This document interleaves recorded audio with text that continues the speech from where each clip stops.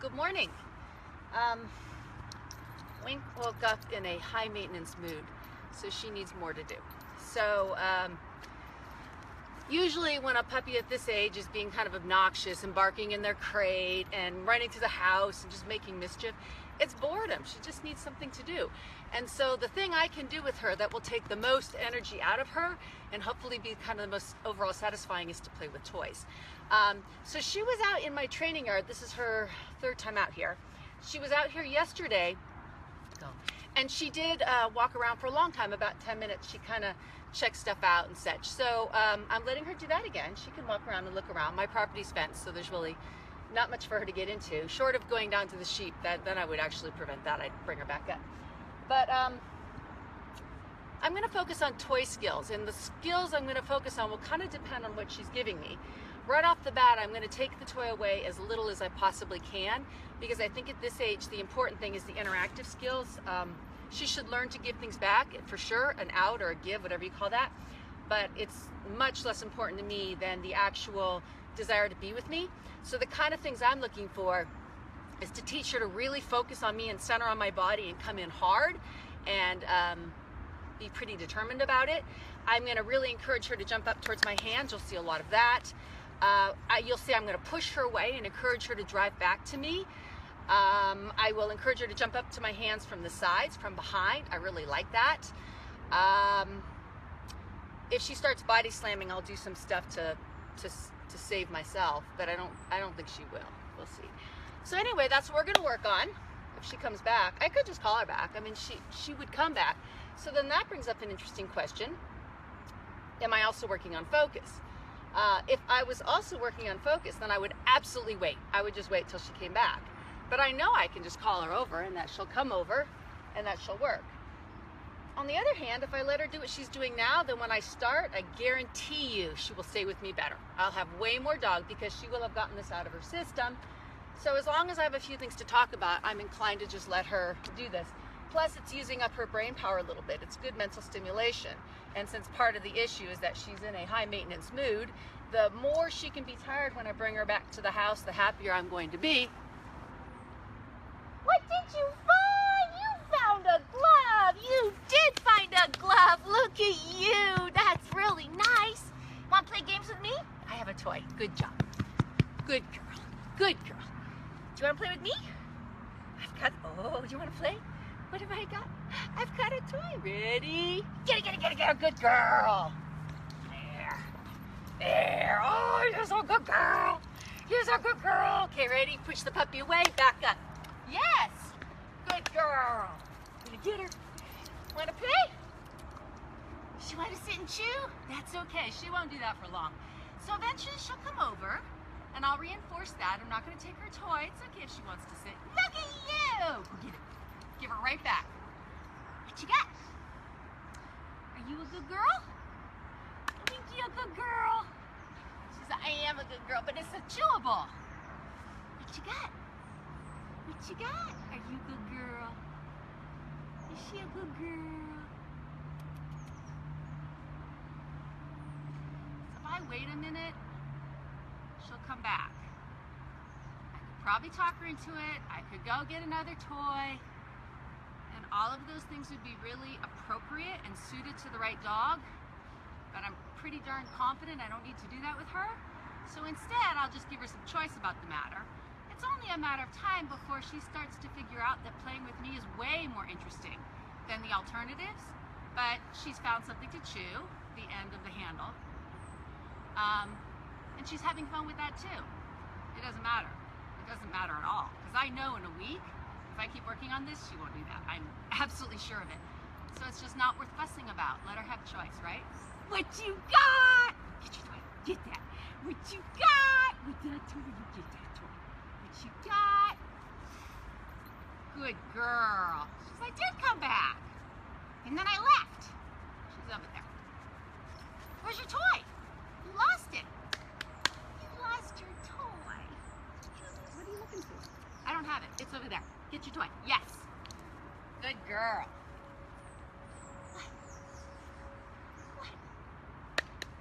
What you got? What you got?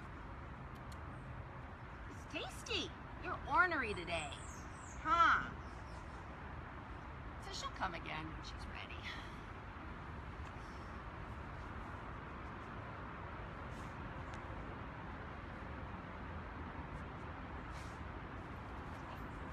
What's that? What's that? She's just sitting and chewing. What? What? She's thinking. Where's your toy? You go get that toy. You go get that toy. Come on, go find it. Now, if she abandons it, I can go get it. Ready, set, get it. Go, go, go, go. Good. But I don't want to. Good girl. I don't want to take it far. Get your toy. You get that toy. You get it. I'm going to chew. I'm going to chew. What you got? Now, I'm going to step in, and I'm going to pet her, but I'm not going to touch her toy. The reason I'm doing that is to teach her that if I approach her when she has things, there's no reason to run away. If you walk in and you take it, then they stop wanting to bring you stuff and they start to actually run away when you come in. So I give her a little belly rub. I give her the belly rub. Yeah, that's a good girl. Where's your toy? It's a good one. It's a good toy. Yeah.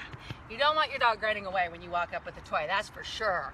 So go to some trouble to avoid that. So if just telling her, I'm going to approach you, I'm going to pet your head, I'm going to give you a belly rub, but I'm not going to take your toy. Oh, look at you. Look at you.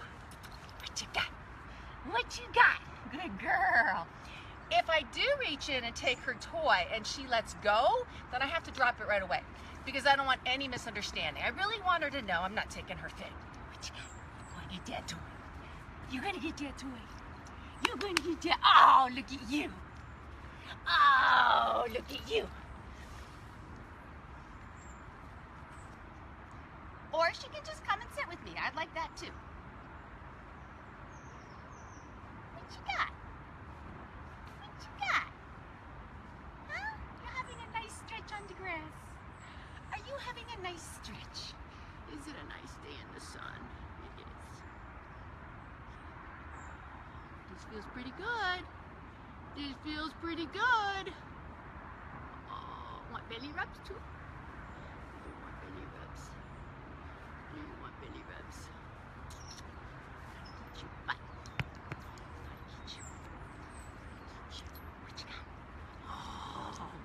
Oh.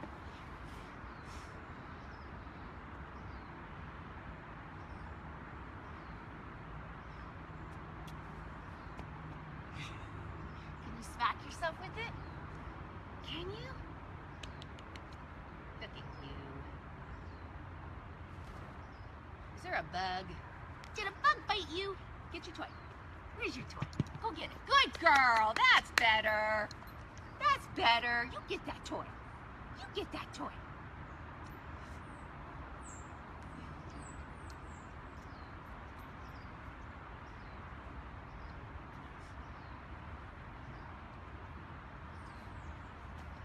Where's your toy? Get your toy.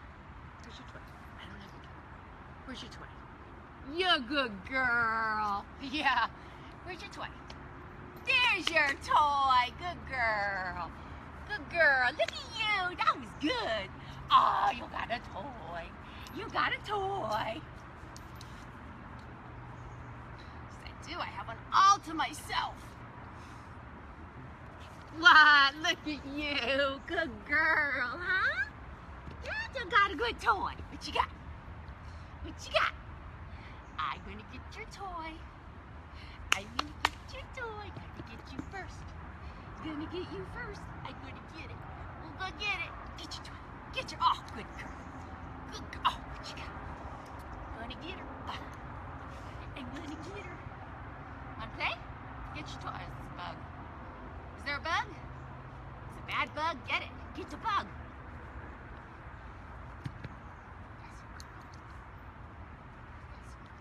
Where's your toy? Go find your toy. Where's your toy? What you doing? Eat the grass. Eat the grass. Okay, now she's gonna mouth me. Just ignore it. Hold your hands open. Very hard for a dog to bite when your hands are like this. She's trying, but she's not getting anywhere. Where's your toy? I think a toy is a better toy than me. Look.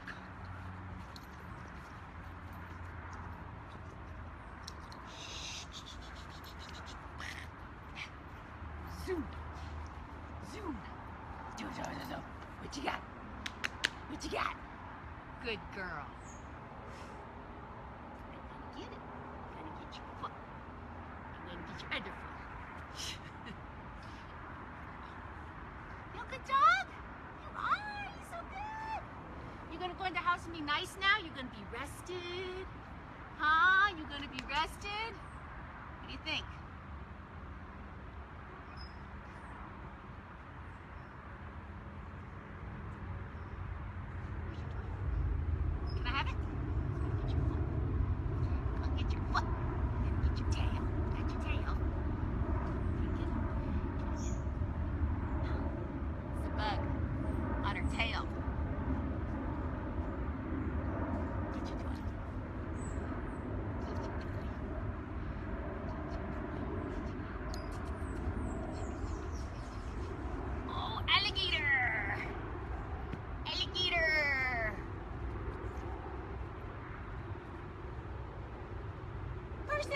On scooter.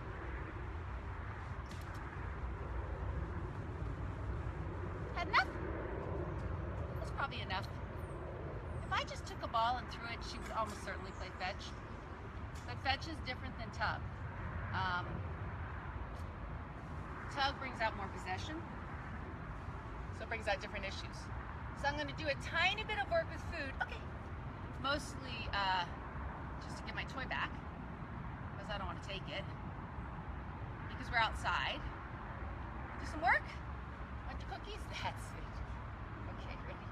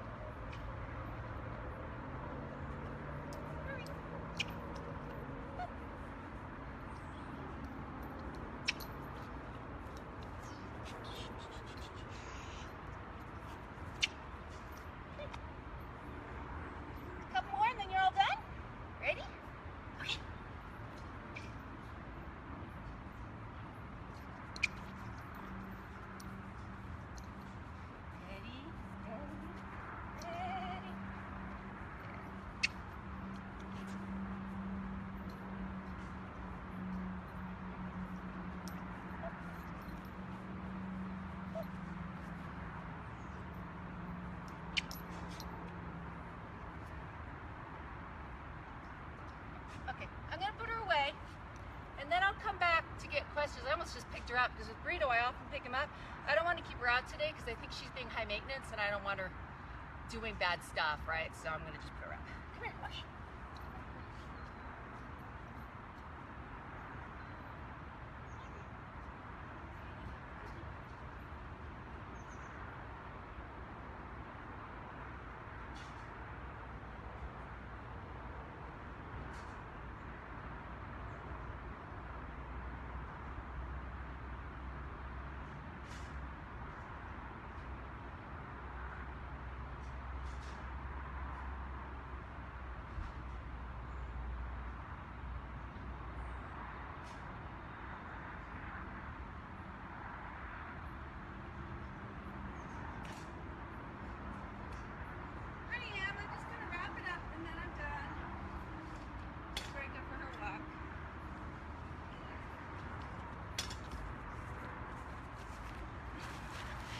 Okay, she's away. All right, Mary, what do you do with your hands with the mouthing? Hold your hands open, hard. See how my fingers are going backwards? They're not relaxed, they're back. That's for really definite mouthing. And then relax them as soon as possible and just keep them moving in a way that they can't get their mouths on them and just don't respond. Quiet. Is her food drive stronger than her toy drive? I don't think you can compare them. They're just different. She has very good toy drive and food drive, but they're on different scales. Yeah, right now, because of her age, it's easy for her to go from toy to a food, My guess is that that will change as she gets older, and then it's going to be harder to get her on the food. I'm pretty darn sure she's going to end up with very, very high toy drive. What behaviors are you discouraging as high maintenance? Do you mean, why am I calling her high maintenance? I'm not sure what you mean by discouraging. If you mean, why do I call her high maintenance? Okay, well, she's bothering Lyra, so I'm having to keep taking her away from Lyra. She's barking in the crate, so not much I can do about that but wait her out. She's running through the house like a crazy dog. She's just bored. She's just in a funk and busy and a little bit obstinate and kind of in her own little place, and that's what I mean by high maintenance. It's just, puppies do that. Puppies have days like that, so that's what I mean. So do you plan what you're going to do when you throw in little tidbits of work like this, or are you just doodling? Elaine, you mean the healing? I tend to default to healing. Also, I'd like to do some work out here with her because it's just more fun. It's more fun for both of us. So I switched over to healing. I wouldn't actually try to do anything else that actually, see right now with the healing, because I have food in my hands, it's so easy for her to pay attention. But if I tried doing something like scent work, that would be a mess because she doesn't understand the exercise yet. So you wouldn't want to do something in public that she doesn't understand. She could do her disc work out here really easily, but I don't teach new things in challenging places. And as you saw, she, the bugs have her attention, you know, so she's paying attention to that, and she's kind of grabbing the, you know, grass, and normally she's more interactive with me. So today she's kind of wants to sit by herself and chew her toy and just see what happens in the world. And so that's what she's gonna get out of this session. Okay, I'm gonna scroll up, see if there's anything else. Yeah, Elaine, the toy chewing, how I would handle that would really depend on the dog. In her case, she's such an interactive dog, I know that she's not gonna have a toy chewing problem. I'm absolutely sure of it. A different dog, I might have done more and different things. And again, you know what? Just absolutely depends on the dog. I might work harder. I might use a second toy. I might switch to a ball, because I'm pretty sure with a ball she wouldn't do that. I might change the toy itself. That toy tends to bring out that behavior in young dogs, but it has some real advantages, so I like to use it. I might run around more. I might be more active. I might do a billion things. But because I know that she's smart and she'll figure it out, and I know that she's driven, if I let her work stuff out for herself, then when she gets the message, she'll get a much stronger message and she'll be much stronger. So in her case, I would like to help her as little as possible. If it was a different dog, I might help more. No resting bitch face. Elaine, are you talking about me or the dog? I'm working on my resting bitch face, I really am. I know she's getting bigger. She's adorable. Okay, Amber, at what point would you bring out another toy or run away to encourage her to engage with you rather than sit with the toy? Her, I never would. I just wouldn't. I don't need to. I am sure of that. With a different dog, if I thought that when the dog knows what the options are, to play with me or chew with the toy, if I think that the dog will opt for chewing at a 6 and playing with me at a 5, then that's the point at which I'm going to think about alternatives. How can I make me more than a 5? That's not her situation. She just doesn't know yet that I'm bigger than a 5. She hasn't figured it out, but she will. There's no reason not to bring out a second toy and to play. So if it's working for you, do that. With Burrito, I do that sometimes. I'll bring out a second toy because chewing is so reinforcing to him.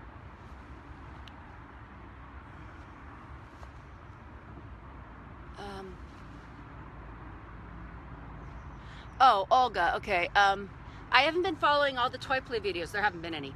But what if you were to leave the area or run or just walk away? Would you see that's too much? Okay, I'm glad you asked that, Olga, because see, you're trying to solve a problem. I don't think there is a problem. I think many of you look at this and you say, there is a right behavior, right? You think there is something she is supposed to do. And if she does that, then that's good. And if she does other things, that's bad. But that's not true. All of these behaviors, if they are reinforcing and interesting to her, are positive behaviors. We're spending time together. She's doing things she enjoys. It's my responsibility over time to help her see that interacting with me is way more interesting than the alternatives. And because of her genetic wiring, that's easy to do. Anytime I step in and try to overwhelm that process, I'm setting myself up for responsibility that I don't want to have. She's not my dog, so long term it's not my responsibility, but that's not the point. Long term, I want her always thinking about how she is going to drive behaviors and make things happen. Anytime you say come and you run away to make it happen, the dog looks at you and says, how are you going to make this happen? It's the same thing as taking a cookie out of your pocket and showing the dog. I don't want to lure behavior if I can help it. There's nothing wrong with the dog sitting on the ground chewing a toy. It is not a problem. There's nothing to fix. It just is behavior. It's just one more option on the table, and over time I will make that a less attractive option in very subtle ways, and I will make interacting with me a positive option, and I will put money on the fact that by the time she goes home in 2 weeks, you will see nothing like that. You will see a completely different picture, or in 1 week or whenever she goes home. It will take care of itself simply by letting it go away and letting her learn for herself. Tanya, did you ever work with a dog who would prefer chewing over playing? Oh yeah, Burrito. Or that always the technique of playing is not working so well? I'm not understanding the second part of the question. But yeah, lots of dogs prefer chewing over playing. And so there's things you can do. You can use less desirable chewing toys, right? Harder toys. Don't use squeaky toys. Those are a nightmare. Don't use long, fluffy, whippy things that are entertaining without your help. Don't throw it 30 feet. That's asking for trouble. Don't play out in a great big area where she can sit in the grass and sunbathe. Play in the house. Set up your environment so that it's more fun. Structure small spaces. Teeny tiny tugs on the toy. Give more action. Give more to the dog. So there's lots of things you can do. If you want, later on I'll bring Burrito out. And see, I'm on vacation. When I start working again, I can't do this. I can bring Burrito out and show you, because there's no question that Burrito will do more chewing if he's given a choice. But there's things I do with him that are more active, and so he's more he's coming around in ways that make it hard to see where he came from. Okay. Okay, did I get you all? Let's see. Yeah, she's amazingly focused. She's just is. But you know, Amber, okay, so she's well focused outside. But remember, yesterday I let her walk around the front yard for 10 minutes. I paid no attention to her. I just followed her to make sure she was safe. I did not have her on a leash. She could do whatever she wanted to do, right? So she had that choice. She's been out here 3 times now. The second time she did it, but a much shorter period of time, because she figured out I had a toy. This time she actually reverted. I would say she was closer to the first time, but again, I think she's in a funky mood today. It's only a matter of a few more days because she's naturally focused, which could potentially be a problem if she doesn't get enough socialization. That's why I was kind of happy to see her go and do other stuff, because I think it's important that she know that the world is a safe place and that it's not all about working, that the world is safe, and it's not because I have a toy.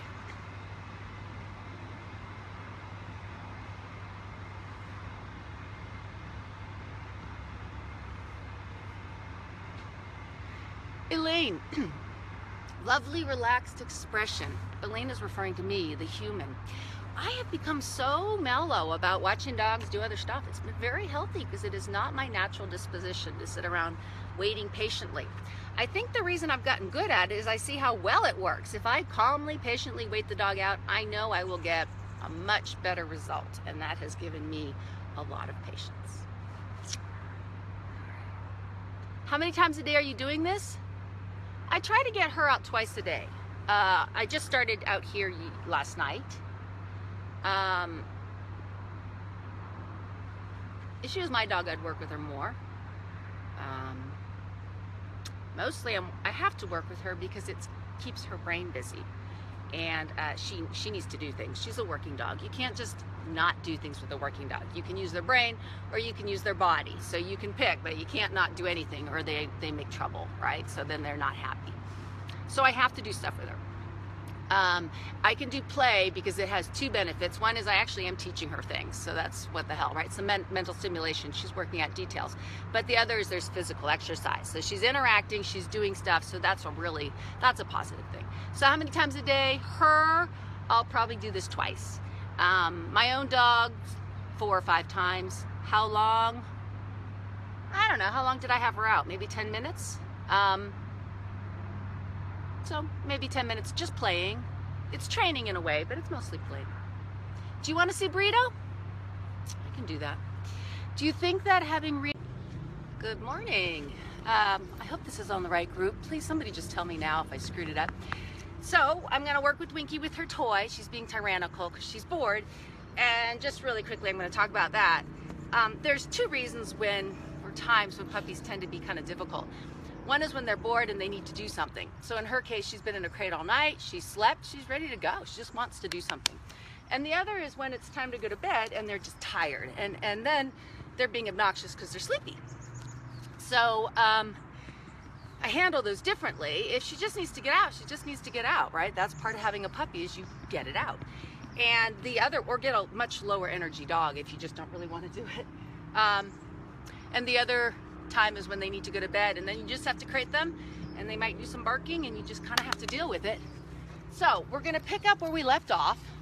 My job is not to discourage chewing, it's to encourage coming to me. Right? So try to think of it in terms of what you want, not in terms of what you don't want. I just want her to interact with me. So she has her toy. Pop.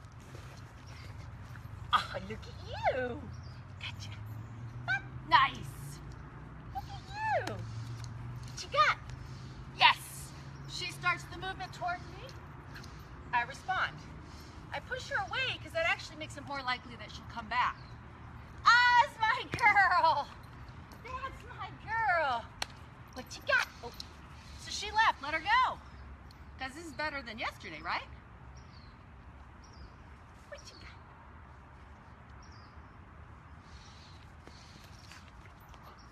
Yes. What I want is when I push her away, I want her to circle back more quickly. So I'll work towards that slowly. I said, good girl. Push her away. Let her come back. Push her away. Let her come back. You're doing good, Pumpkin. Drag her behind you. Push her away. She can choose. She's going to sit and chew. I don't think you can see that. I'm not sure what your angle is. It's fine. Yes! If she gets up and comes to me, I'm going to reward that. If I get the toy from her, I'm just giving it back. Whoops. Did you see how I tried to go towards her? Yay! That was a bad habit. Shouldn't do that.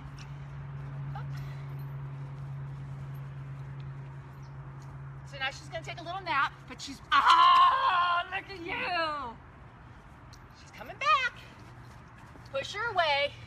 Let her go. Let her choose. Wait. She's thinking. Her ears are up. She's watching me.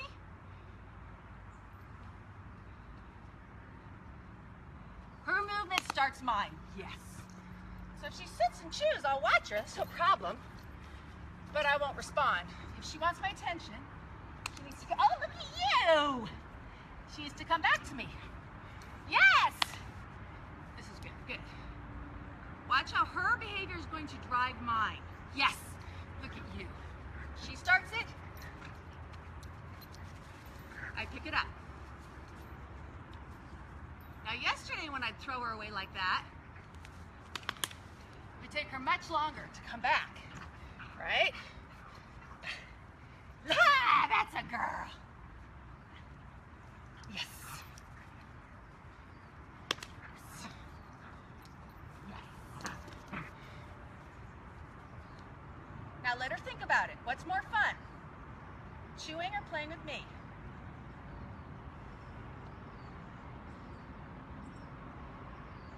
She's thinking.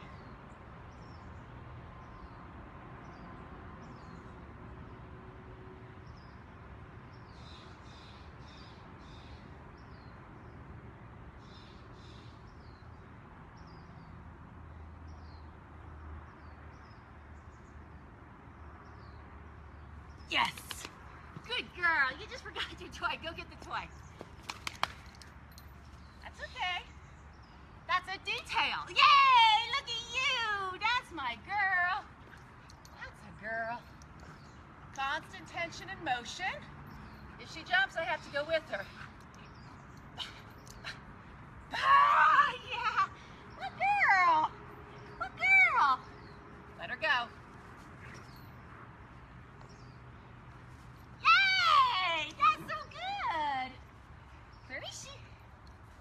Let her go.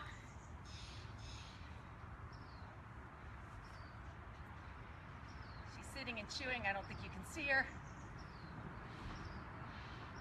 Now, the episodes of sitting and chewing will increase the longer I work on this. Because she'll adapt. If I take her from behind like this, it's very low pressure. Go! Naked husband just showed up, but I think we're okay. Get you.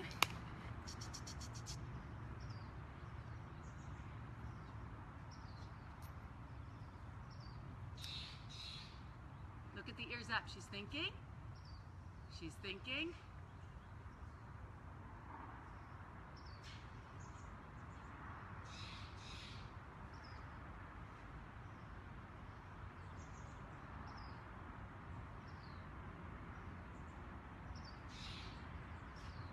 She'll probably come without her ball, because at this point, she's thinking about me or bugs. And now she's back to her toy. I'd rather she hold her toy when she look at me, because the odds of coming back with it are better, but it doesn't matter. If I can get her to come back, and I can get her to interact with her toy, it's just a matter of time before the two come together. She'll be back.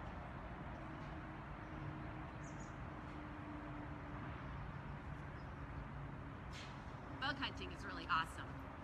Bug hunting is really awesome. Are you a good girl? Where's your toy? Go get it. Go get your toy. Good girl. Yes. Let me get it. You get that ball. You get that ball. You get that ball. I'm gonna get it. I'm gonna get her. Oh yeah. It's opposition reflex, right? Push her away. So you just push on her body. Like, well, that was too far. She has to be a little bit engaged before you push, or it's not opposition reflex, it's just pushing your dog away. She's not at the end. Look at you. Look at you. Where's your toy? Good girl. You bring that toy. You bring that toy. Push the puppy. Let her go. She comes back. Push the puppy. Push the puppy. Push the puppy. Up to my hands. So show her which hand is going to take her toy. Gonna get that one. So she starts to target your hands. That one. No, up, up, up, up. Gotcha. Get that one. Get this one. Get this one. That's okay. That's it.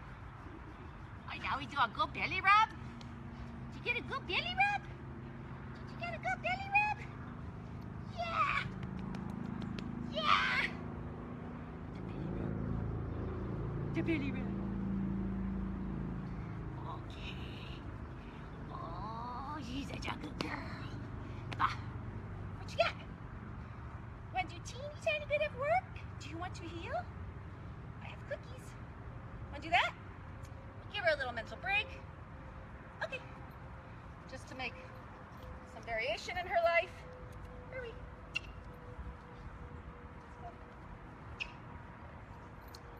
Let's go. In. Hey, look at you. Want a few more? Who's a good girl? Who's a good girl? You are. Oh, yeah, that was good. Start lining up on her own, huh? Ready? Yes. Good. Ready? Hurry! Nice. Ready? In. Ah, that's it. Good. Want to do it again? Ready? In. And hurry. Because you want it to be fun. One more, then we'll go back to your toy. Get it? Okay. Ready? Hurry. So that's hurry, and then that's in, right? Good job, Cookie. Nice. I didn't drop anything. That's okay. You can figure that out. All right, so we got our toy. That's not stealing. It's been on the ground for a long time. Is there a cookie? I'm impressed. What have I got? Ready? Ooh, what is it? What is it? Are you ready? Set. Get it. Good girl. Ah, ba, ba, ba, ba. Yes. Ah. Yay, look at you. Look at you. Look at you. Oh, don't go get that. Bop, bop, bop, bop, bop, bop, bop. Nice. Puppy, there she is.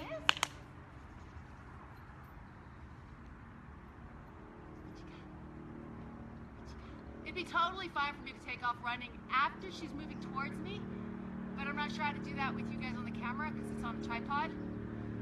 Oh, good girl. Good girl. Good girl. Where's your toy? Did you lose it? That's it. What you got? Oh, you good girl. Yeah. We'll get it. Don't keep it if you get it. Give it back. What you got? Yay! Where'd it go? Better hold on. You better hold on. What you gonna do? What you gonna do? I'm gonna get it. I'm gonna get it. Ready? Go that way. Good girl.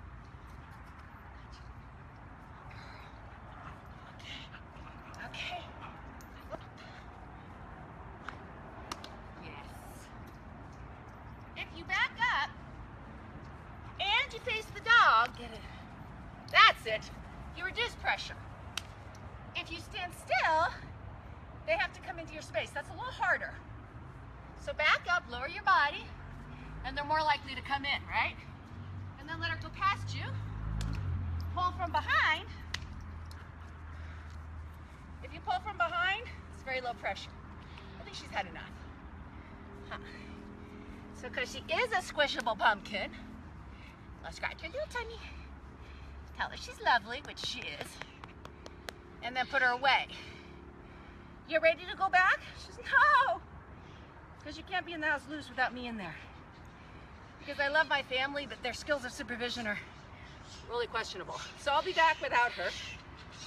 So give me a minute to put her up. It's a loud family. Come here. All right.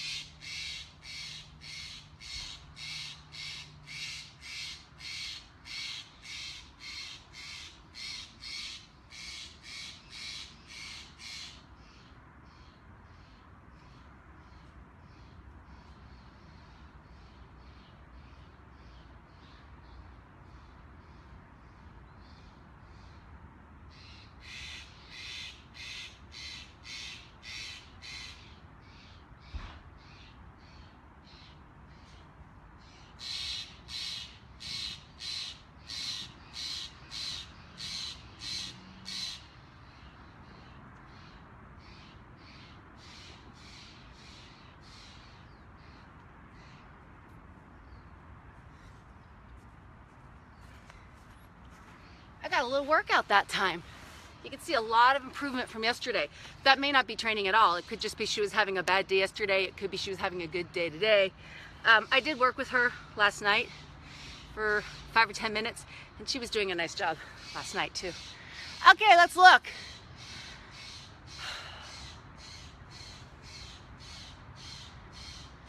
Melita, go to bed.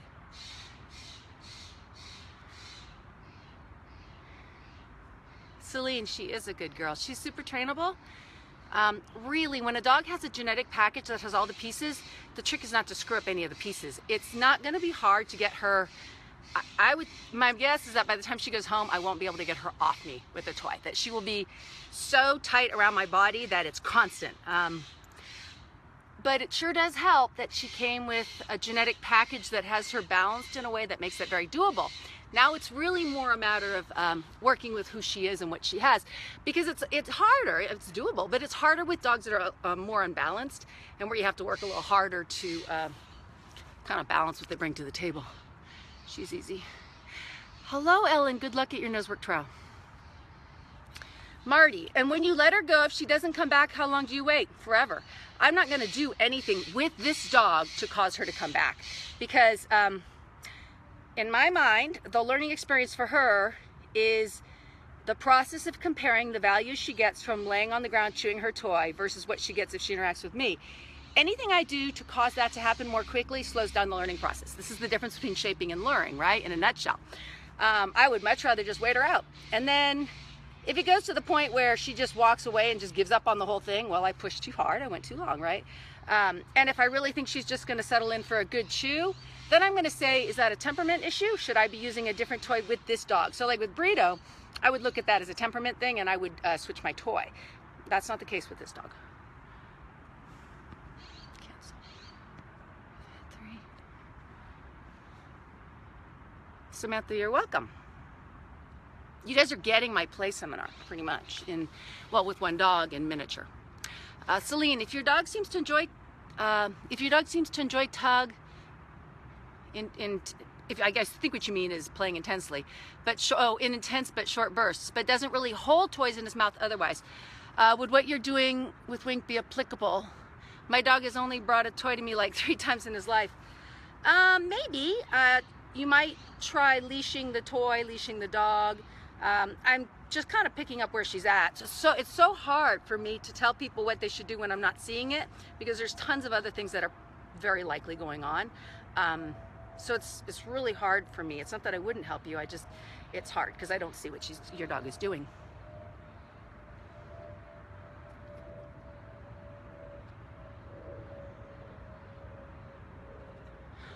Karen, no joke. She says this is a great exercise program for puppy owners. It absolutely is. This puppy is so small, she weighs nothing. But when I play tug with Lyra, I get a nice little workout. Zari has her dog watching. Let me know how that works for you. All right. Do you have guinea hens? No. I have a family of blue jays. So between the blue jays and the lizards and... what else is here? There's something else. Oh, squirrels. How could I forget? Between those 3, I pretty much have problems with every dog that comes through here. It's my fate.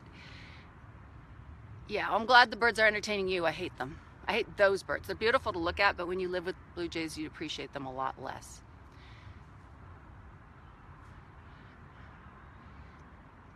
Hello, Elizabeth. Good luck with your confirmation. Thank you. Joanne, this is great. I feel like I'm watching you train. Willow, good. Wink could be Willow. I can believe that. They're Belgians. Belgians are Belgians. Okay, do you have any other questions? So recap. The dog drives the behavior, right? If she wants to sit and chew, she's welcome to do that. That's good for a 5 for this dog. Right now, she doesn't know I'm that entertaining, but she's certainly learning quickly that playing tug with me is way better. The only way that's going to work is if I find a way to play with her that meets her where she's at, right? So if I overface her, if I play so hard that she's not winning, it's not fun for her, she's not engaged, if she gets hurt, then I'm not fun, right? I'm not raising my value. The way to raise my value is to make sure I play in a way that matters to her, and that's extremely individual, right? But there's little principles you can use. So as a general rule, if you want a dog to come back, you should play more softly, right? Don't play so rough. If a dog is climbing up you and hurting you, you can play harder because it tends to give you a little more space. If you turn away from the dog or pull the dog behind you, you're reducing pressure, so it's easier for the dog. If you face the dog, you're increasing pressure. But if you face the dog and back up, you're reducing pressure. So I know that all sounds rather complicated, but generally, since you're just going to play with your own dogs, you can kind of think about it in advance and then try out different things, right? So I mean, that's kind of what the play class is. It's what kind of a dog do we have in front of me and what should we do with it? Winnie is too, like Wink. See, you go family Winks everywhere. Reducing pressure. I need this lesson. You know, Tanya, the biggest problem I have in seminars is people inadvertently pressuring their dogs so that the dog doesn't want to come towards their space and into their thing. It's actually, it's a hard lesson because we want to look at the dog, and by definition, looking at the dog is additions of pressure. Terry, you feel like this is Christmas? Oh, I'm excited. And I'm about to finish because I think there's no more questions, but I'm glad you're here and I'm glad you're having fun. So if you have a question, get it out there. We good?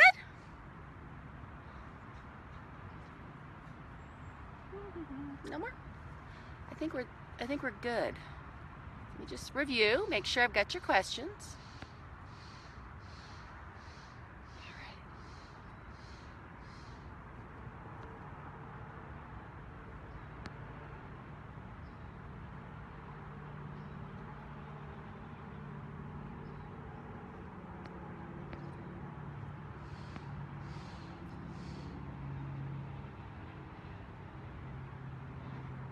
Jennifer, when Charlotte plays with me, she humps me from behind. Is this okay? I don't know. How do you feel about it?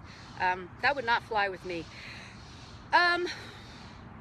Is she humping you or wrapping her arms around your legs? Those are different. So I don't care if the dog wraps their arms around my leg just because they're just trying to hold me still. Being humped is just a sign of over-arousal, but I can think of ways I'd rather spend my time, so I just take them off of me and redirect. There's all kinds of things you can do to prevent them from getting to you, so if it bothers you, just don't let it happen.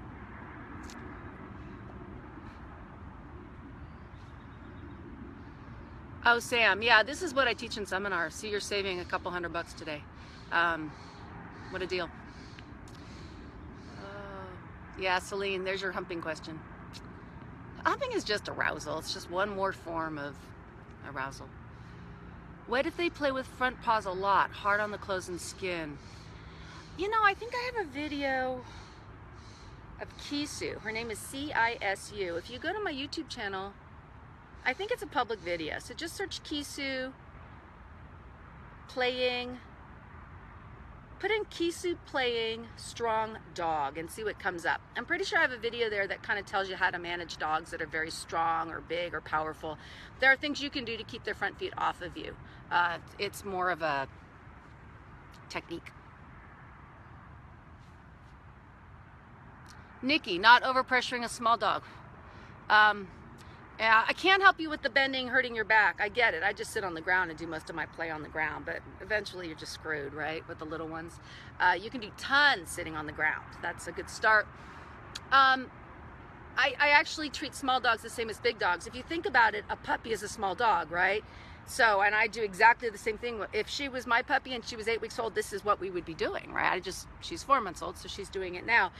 It is the same. I just stand up when I can, and I spend a lot of energy teaching dogs to jump up to my hands. But if it's a small dog like with Brito, I never completely get around it. So I usually sit if I'm just playing, and if I'm trying to work him, I'll stand up, but I strongly encourage him to jump up to my hands rather than me going down. And actually, that's one thing I'm really working on with him right now, because it just makes my life easier. You're welcome, Deb. Okay, good luck, Tanya. I can't remember, but I'm thinking you're in my play class. Aren't you one of my gold students? Or maybe you're in healing games. Regardless, if you're in one of my classes and I see things around play that I think I can fix for you, I usually just address it quickly. If it's going to become an ongoing thing, I can't. But if it's just a quick thing. So if you're doing something that concerns me and I think I can just give you a simple quick answer, I'll just give it to you.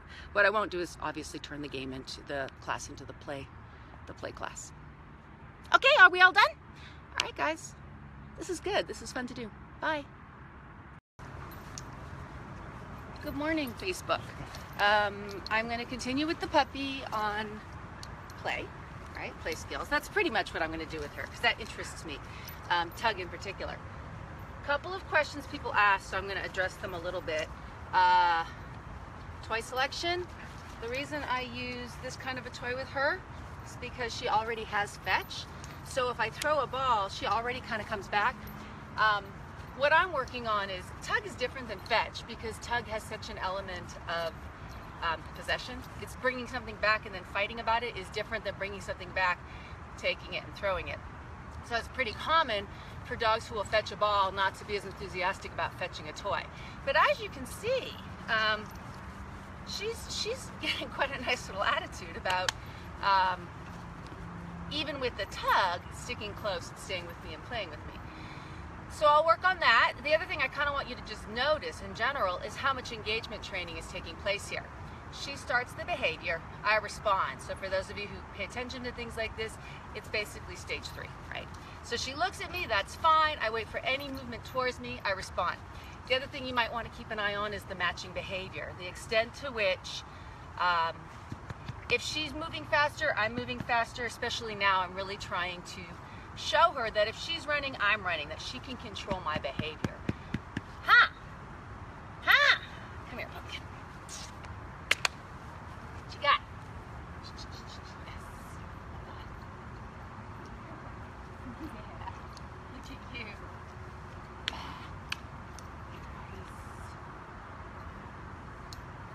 Look at you. Nice.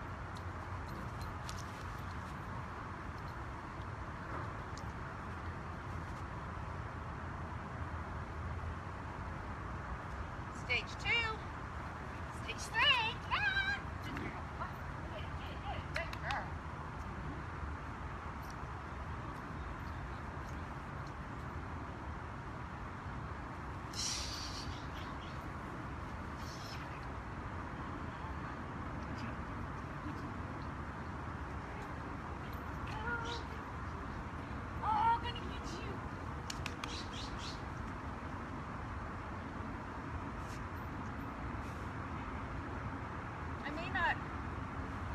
I may not have set my angle up as well today, so I don't know if it's easy for you to see.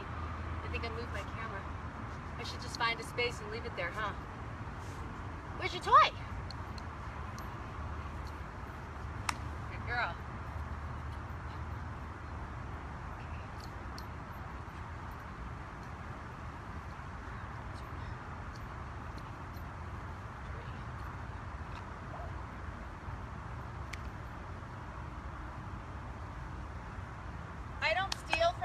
Even if she lets go, I give it right back. The reason is she's trying.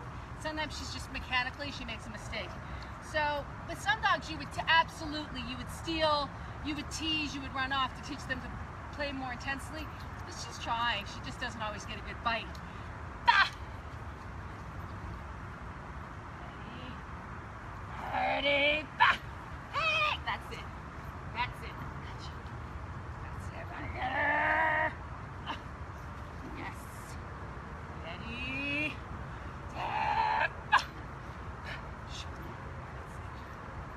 Shoot. Shoot. Okay, I'm going to ask for my toy back.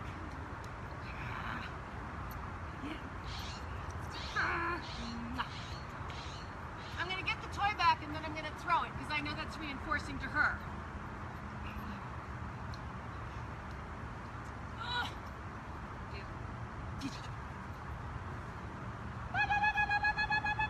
Yes, look at you. Look at you. Look at you.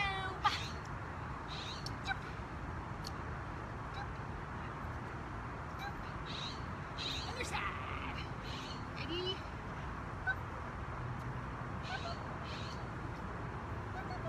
Nice. All right. So now really what she just needs is to move, to run, to get some exercise, huh? So I'll let her do that. Get it.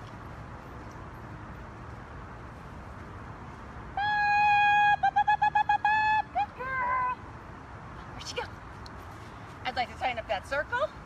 Where's your toy? Good girl. I'd like her to come right back.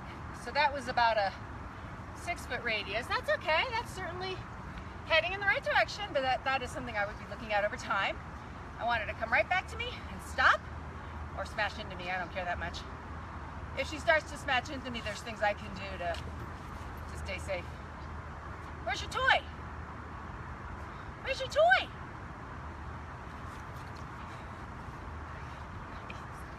So she came back without the toy. You know what? That's pretty good, huh? I got 1 out of 2, so let's go with that. Tell her she's lovely. She is, right? So be happy she came back. Hey, I like that way better than running away, right? So we're heading in the right direction. I can tell her to go get that toy. But keep your priorities straight, right? The more important thing is that she come back. Where's your toy? Where's your toy? Where's your toy? I don't have it. I don't have your toy. I do now. Ready, set, where's it? Ready? Get it. That's it! Ah! Good girl. Nice. What you got? Super. Super. That's better. That was a nicer return, huh? Good girl. I go get you. I go get you. I don't want your toy. I don't want your toy. That's opposition reflex. That's it. What? Where'd it go? Where'd it go? Go, go, go. Get it, get it, get it. Good girl.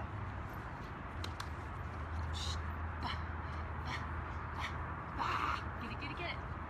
So when I push on her, do you see how she gets more into me and she doesn't clam down on the toy? It's not a problem, but I'm going to work on that. I'm going to teach her that if I'm pushing, I may well grab. So hang on. She'll figure that out pretty darn quick. Getting a little tired? You need a break? Want to do some obedience just to get your little head clear? All right, come on.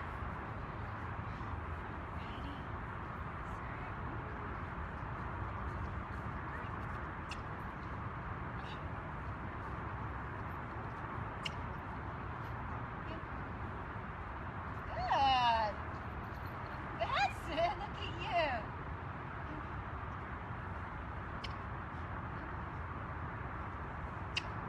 Good.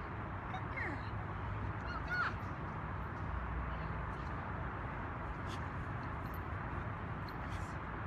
Wait. Get your toy. Ready? Go.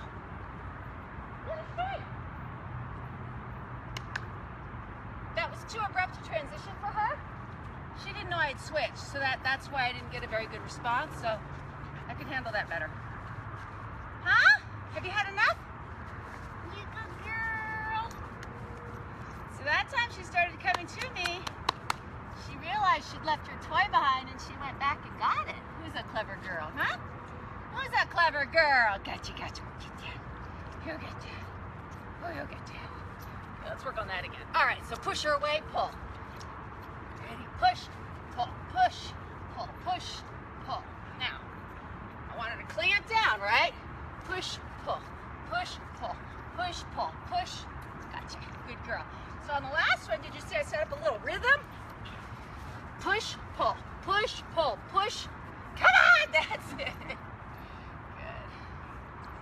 Eventually, no hands on dog, just push. Good girl, push. Good girl. Because I want her to take as much responsibility, yes, for this game as possible, huh? Super. All right, she's done. I'm gonna put her away, it's easier for me. Then I'm gonna come back, we can talk, and I can already feel how hot it's gonna be today. I know some of you are thinking that's funny because I live in California. We have a dry heat, right? So you're thinking, you don't know anything about heat, but an oven is an oven. I don't really care how dry the heat is. It's not fun. So I'll put her away, then I'll get somebody else out for their little morning session. Burrito would make an interesting dog. But I'll talk to you first, just in case you have any questions about this one. And then I'll turn this live off and I'll just start a new one for Burrito. Did you have a good time, Pumpkin? What are you doing? What are you doing? Bye. Okay. Ready? Gotta get back to the house. All right, let's go.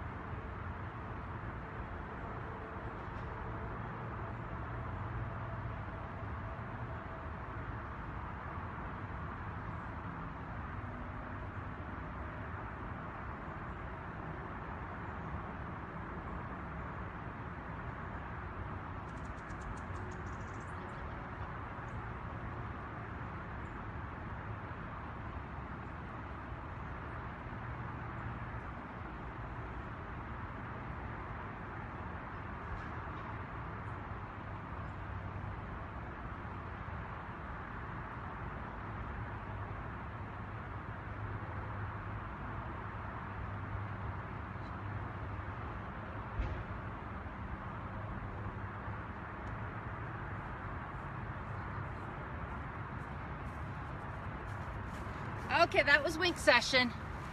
And you know what? I picked up a cup of coffee on the way back. What a deal. Oh, that's bright. I have to change the angle so that I'm not, hold on, quite so much in the sun. Where's that coming? Oh, it's the mirror. Okay. Sorry, that must make you a little seasick. There, you can look at something new now. whatever that is. It's a nice view, isn't it? Let's finish up this dog, and then I'll grab another dog. I'll just answer your questions and then move on. Okay. She is a cute puppy, Jamie.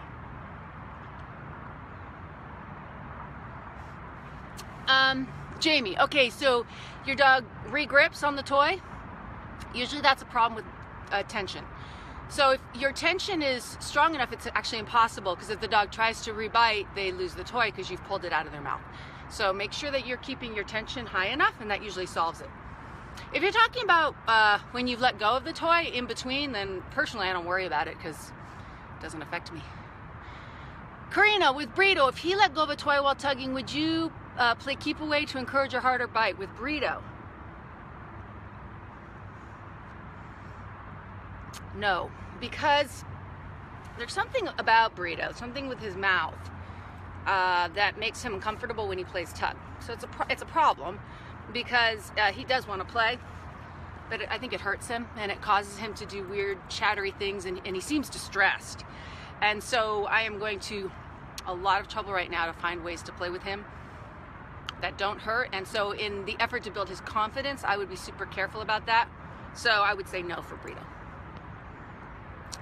Reach, she's so quiet. Actually, no, she has a voice on her that is noteworthy, and she shared it with me at 2 in the morning a lot today. Yeah, it's been a long night. Mary, these videos have shown me that my pacing is too slow. You do so much in a couple of minutes. I've often wondered when people say they train their dogs for an hour, what the hell they did for an hour. Can you imagine doing that for an hour? In 10 minutes, you can train a lot of stuff. With a trained dog, with my former competition dogs, I could cover all of open and utility in 10 minutes easily. Easily! And that included some drills. So I don't know what the hell people are doing for an hour. And maybe that's it. Maybe they just sort of wander, but that's so not interesting. The trick is not to use your energy to cause the dog to pay attention. The trick is to let the dog cause your energy to happen, if that makes sense. But the dog should absolutely be able to drive you into becoming a more interesting person. Just don't use being a more interesting person to cause the dog to work. Chew on that for a while. Lee, are you worried, or should we be about their puppy teeth playing tug with young puppies? I see her feet lifting, but is she jumping, or are you lifting her in play? I'm really not worried about it. If a puppy tooth comes out, that's pretty much okay. And adult teeth on a dog are pretty strong if you think about what they use those teeth for. So I'm not worried about it. I know some people are. But then again, some people worry about everything. I mean, I'm amazed at the things people find to worry about. I am not a worrier by nature. And I do lift her. I've had 6, 7, 8-week-old puppies that I had no qualms about walking them around while they hung on the toy with all 4 feet off the ground. Didn't bother me at all. I wouldn't be shaking them because they could go flying, but if I was just moving from one place to the other and they were attached, I didn't care. Reeked, I'm interested in the transition. You meant from food to toy, right? Oh, how could you have done it better? All right, so what I did wrong, so what she's referring to is when I was working with the food and then I said yes and I threw the toy, I really did catch her off guard. She didn't realize that I was about to switch. So what I should have done was, after I gave her the last cookie, said, good girl, okay, brought the toy back out, showed her that we had switched directions and then thrown the toy. It would have been a 2-second transition, but it would have prevented that kind of, huh? But what just happened look. Not a big deal, but it's not ideal. Okay, all good? Any more questions for this little one?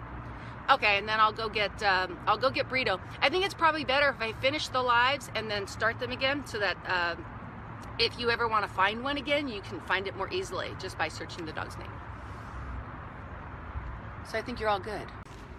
Good morning. I'm going to go get Wink now. Today what I'm going to work on with her toys is tightening up her return to me. I'd like to get that a little tighter and continue to work on her pushiness, which is fine, but I just want it more. So let me go grab her.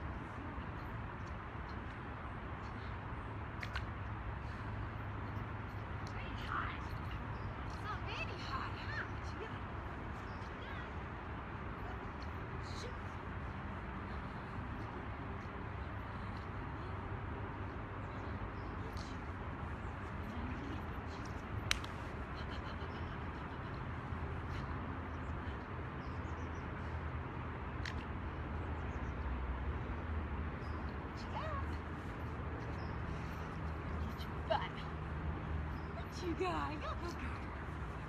You're a good girl. Oh, thanks.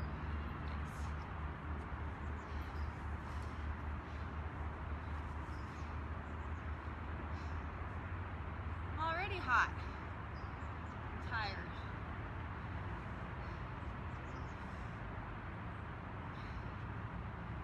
Is that better? What you got? What you got? I'm just gonna lay here. It's warm. Wanna come here?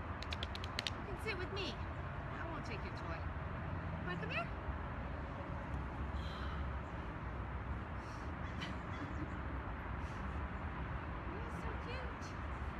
You're so cute. You're so cute. So she did fine for a couple of minutes. I think she's a little hot and tired too. So if she wants to just sit and chew, I'd rather she sit and chew with me for company. I mean, she'll play, I can pick it up. I just wonder if maybe I'd be hitting that point of diminishing returns. What if I throw it for you? Want to go to a fetch? All right.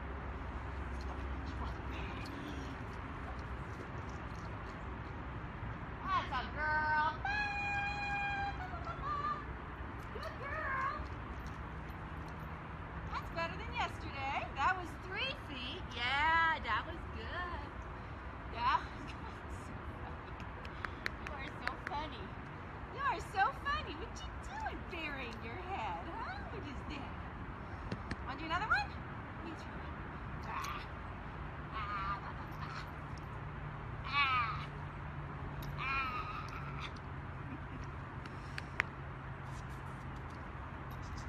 Ready? Good. Yes.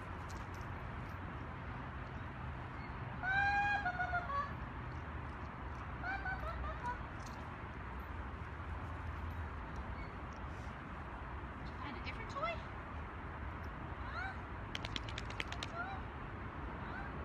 So if she doesn't bring it right back,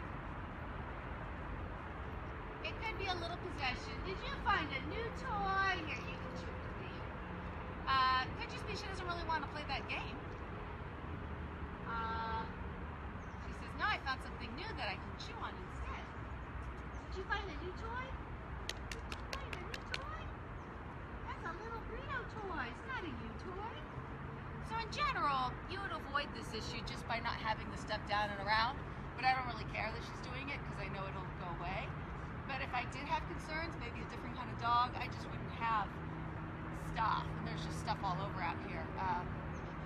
So for most dogs, you probably just want to take that option off the table. It doesn't matter. So now we're going to get a change of scenery.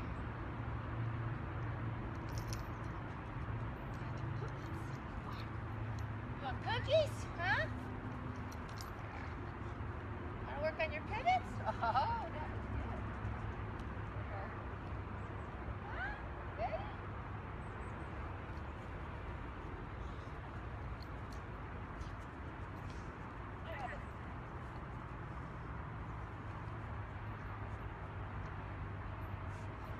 Yes, good girl.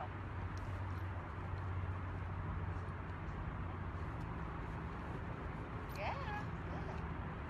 Nice.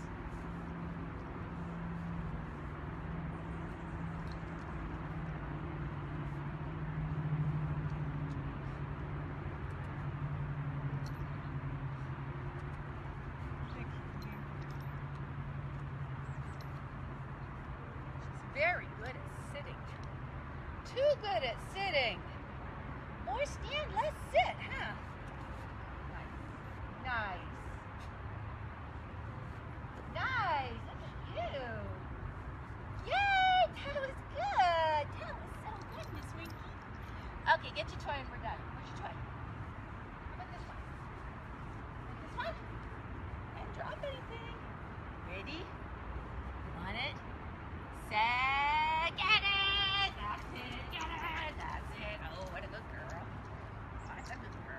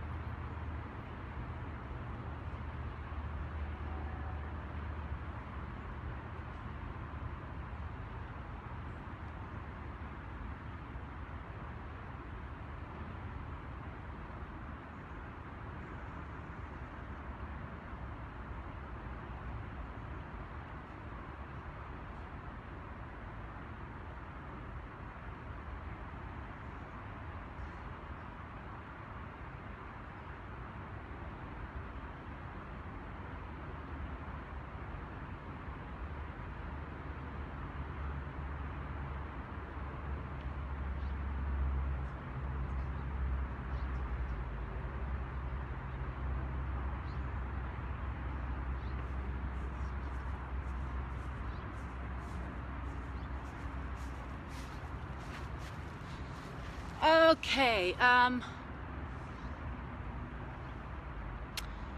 that's it today. It's not a whole lot different than yesterday. She's getting better at tightening up, coming back to me. She's playing a little rougher, which is nice. Her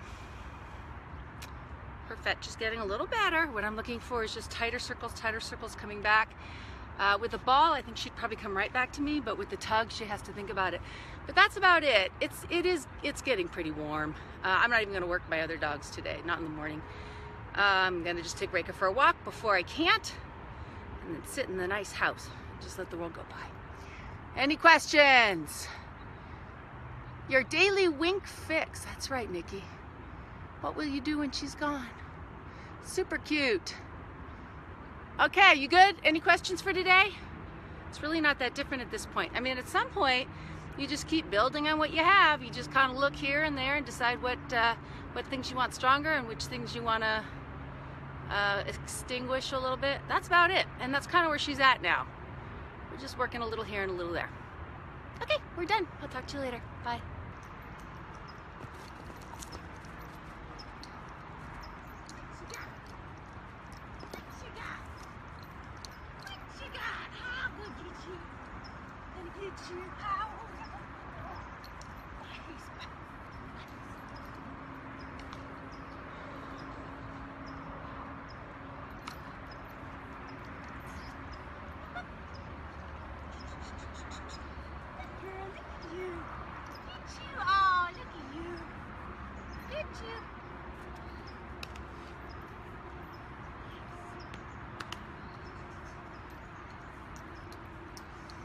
That's a good girl.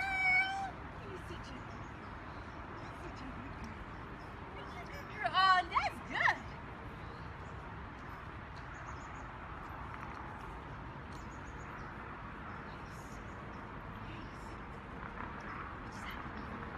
Yes. Yes. That's it. That's a good girl. Who's there? Yeah, I'm gonna get your butt. I'm gonna get your butt.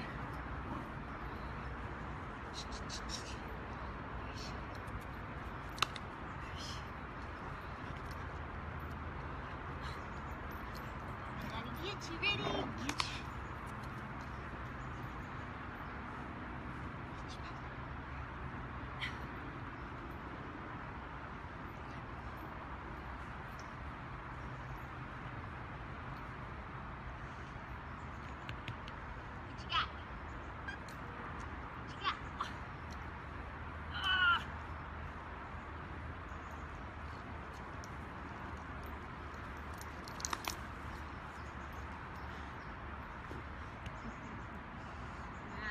Girl, that was very good. Look at you.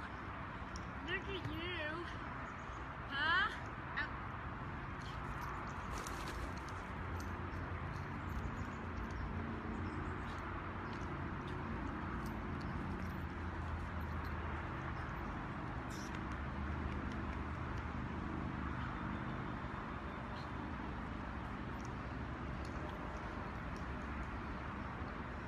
Nice.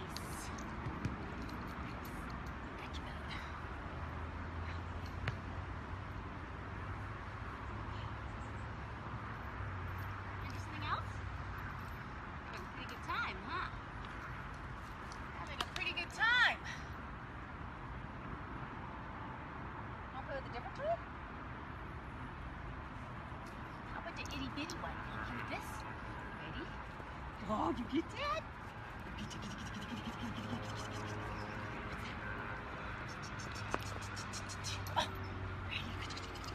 Get it.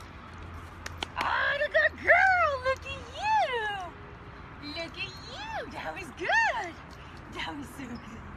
That was so good. Look at you. Look at you. Oh, that good girl. Yay. Ain't that winky girl. She's a smarty pants. She's a smarty pants. Bah. Bah. It's a little Frito toy. Just right for your skinny little nose. Skinny little nose. I'll go with this one. Ready? That's it. Ah. Ah, that's your belly. Ready? That's it, girl. Get this one. Good. Good.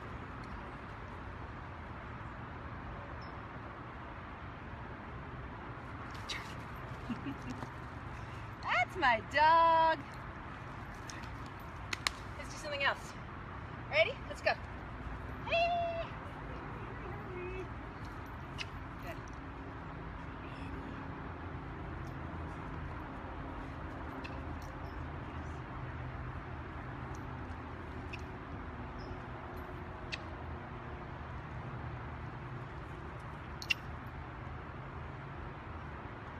Get the cookie.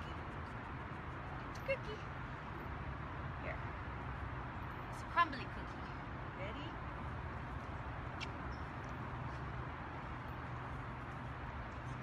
A new one. It's not crumbling, huh? Ready?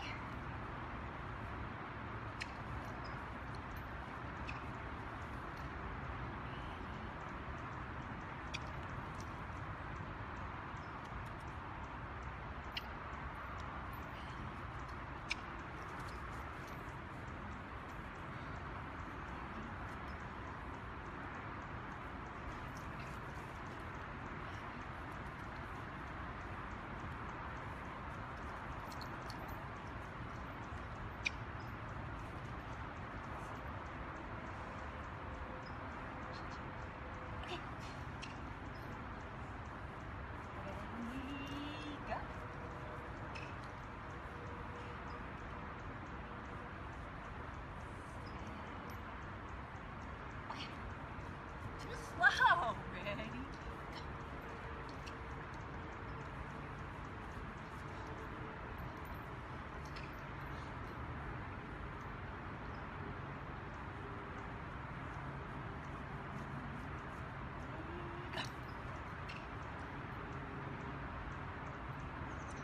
Drop it.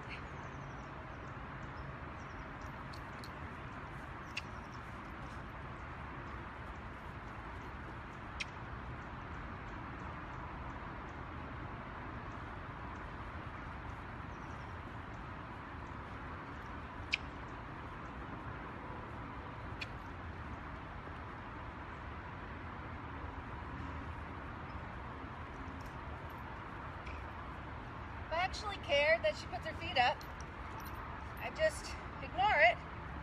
Let her jump, let her jump, let her jump, let her jump. Feet go down, reward your dog. Ready?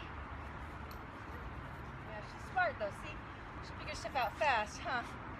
Hey, go this way! Ready?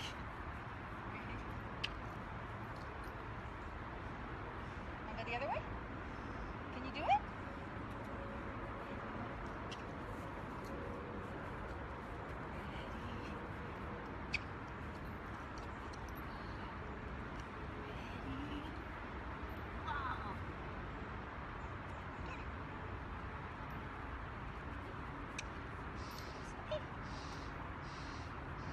That's good.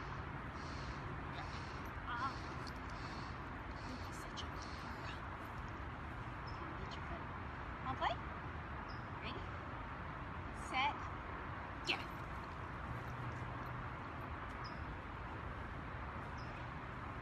I didn't drop it. You just think I did. Ready for big run? Give. Go.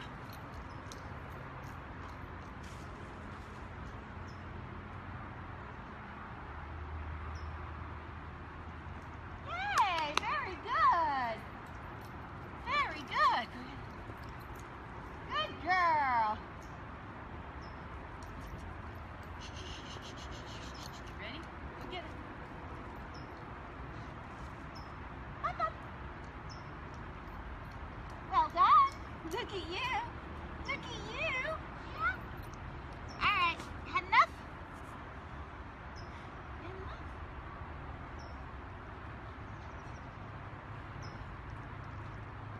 Okay, let's put you away and then we'll talk to people and then you're done, huh? Boring game for you. Ready? Oh, gonna get you. Want a cookie? Okay, let's go. Ah, let's put you away.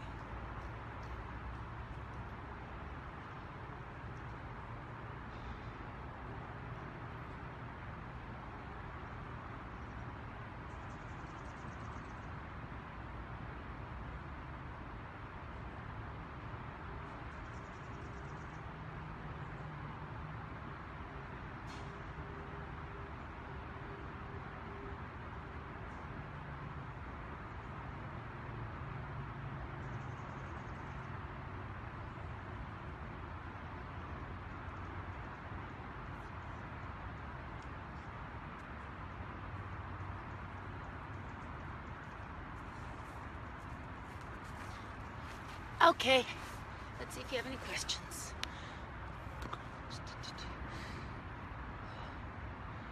This is my 25th broadcast? How's that possible? Facebook says I've done this 25 times. I'm having a little trouble with that.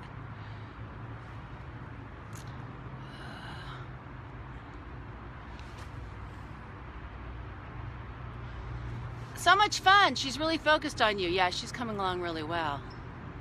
Good morning, Denise. Hi, Lee. When you're playing with her in the beginning, just turning and have her fall into heeling informally. Would this help as a fun way to slow our dogs to maybe pick up speed? Yeah, if I had been talking more in this video, I would have said that what I was doing is an early heeling game. So it would be very easy for me to start reaching down and pulling her toy when she's in that position, building value for wanting to be at my side, because when she figures out that being at my side with her head way high causes me to grab the edge of the toy, that's heeling. So as a matter of fact, it's a perfectly fine way to teach heeling.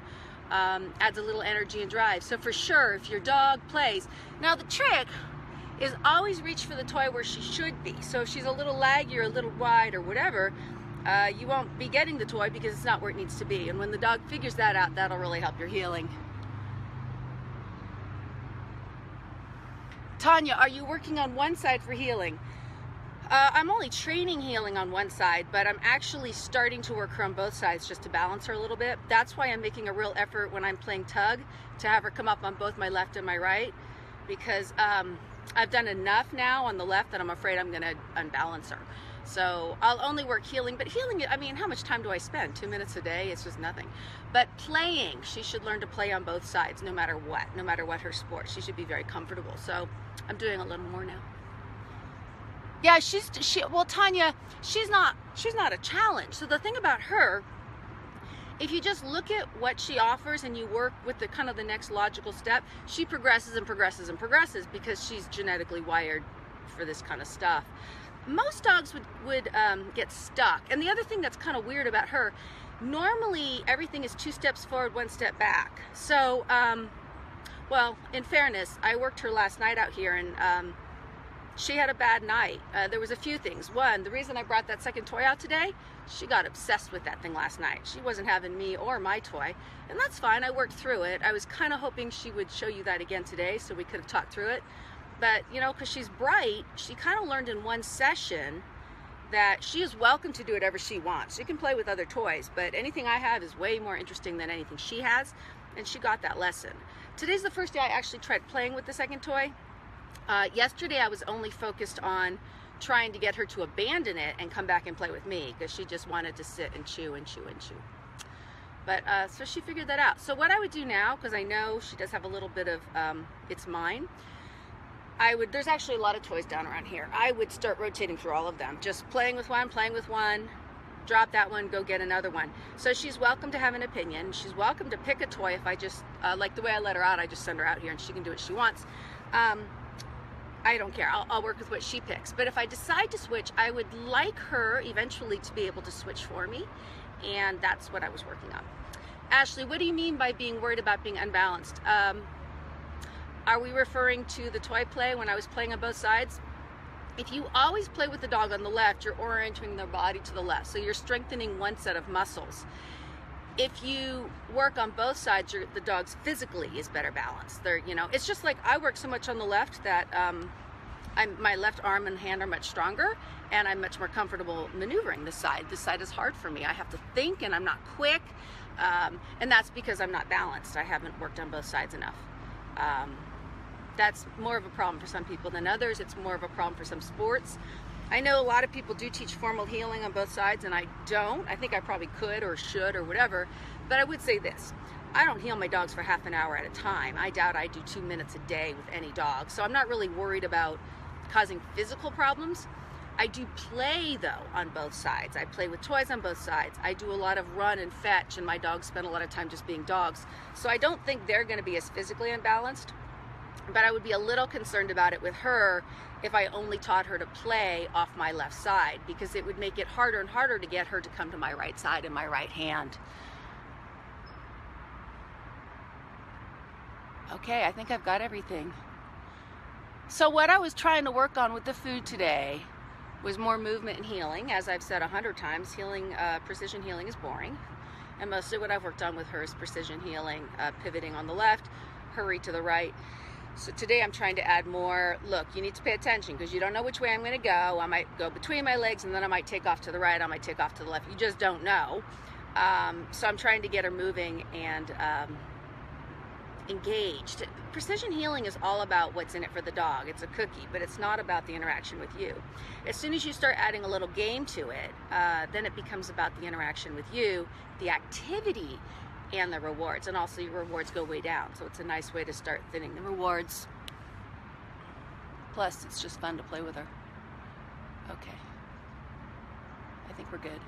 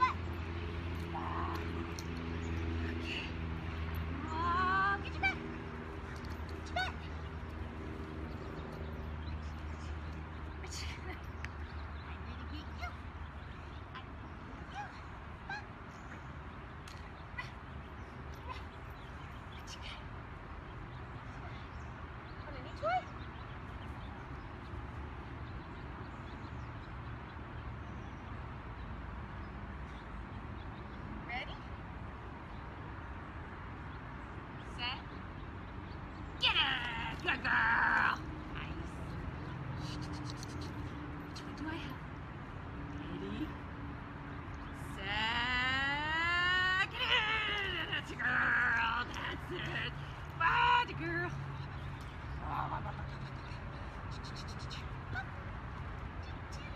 Girl. What you got?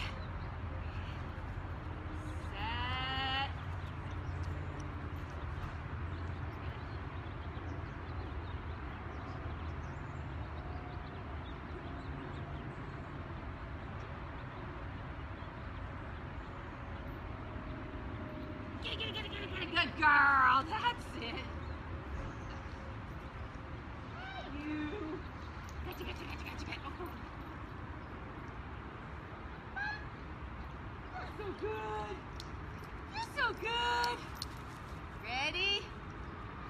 Set. Get it, girl.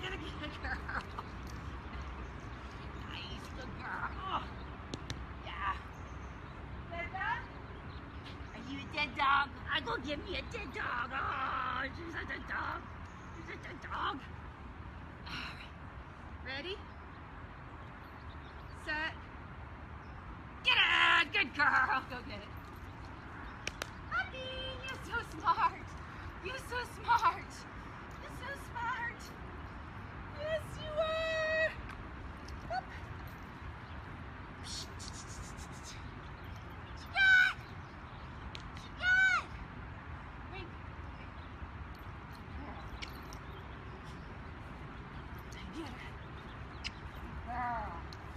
Ready, set, get it, good girl. Set.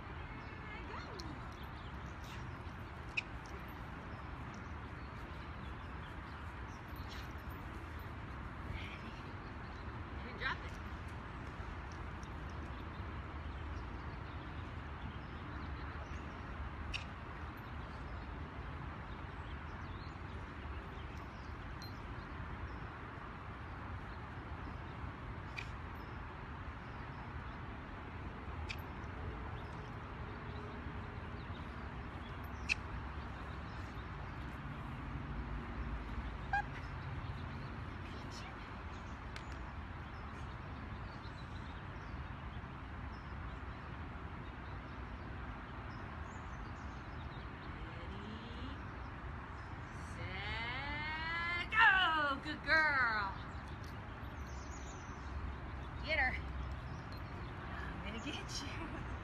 Ready, set, go. Good girl. That's it. Good.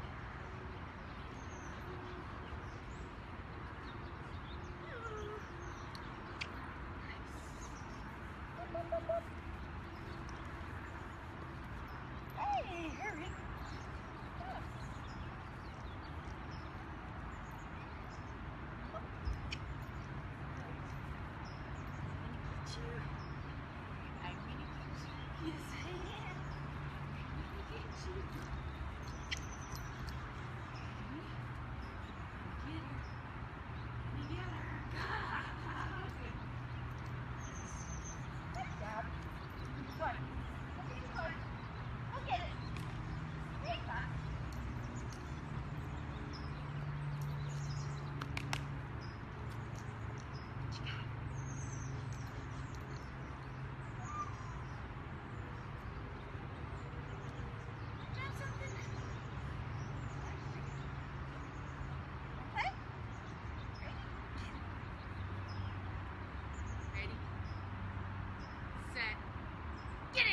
Good girl. Oh.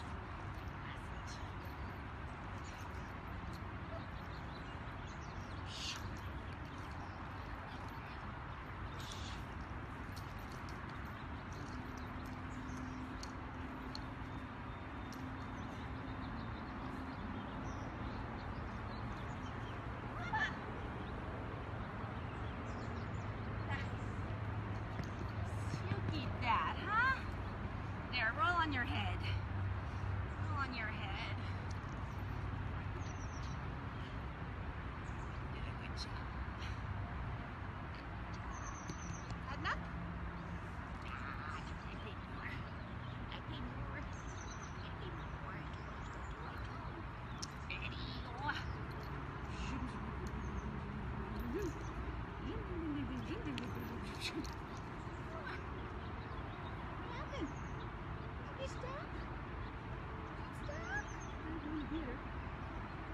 Get that one, I'm gonna drag you down.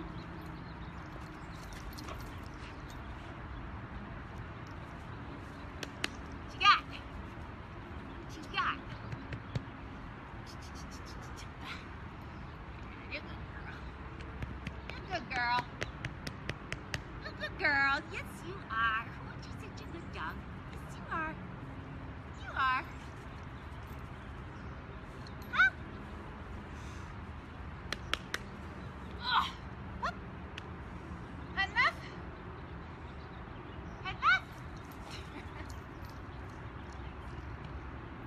All right, you're done. Okay, let's go around. That's it.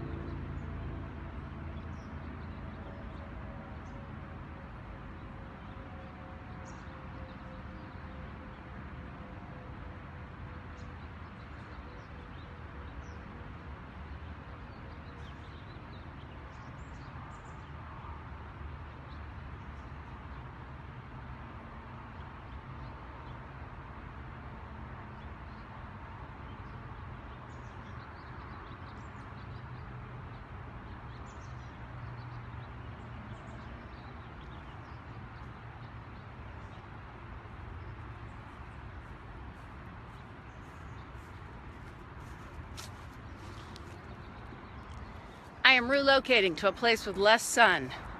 It's too bright. Okay, that's more comfortable for me.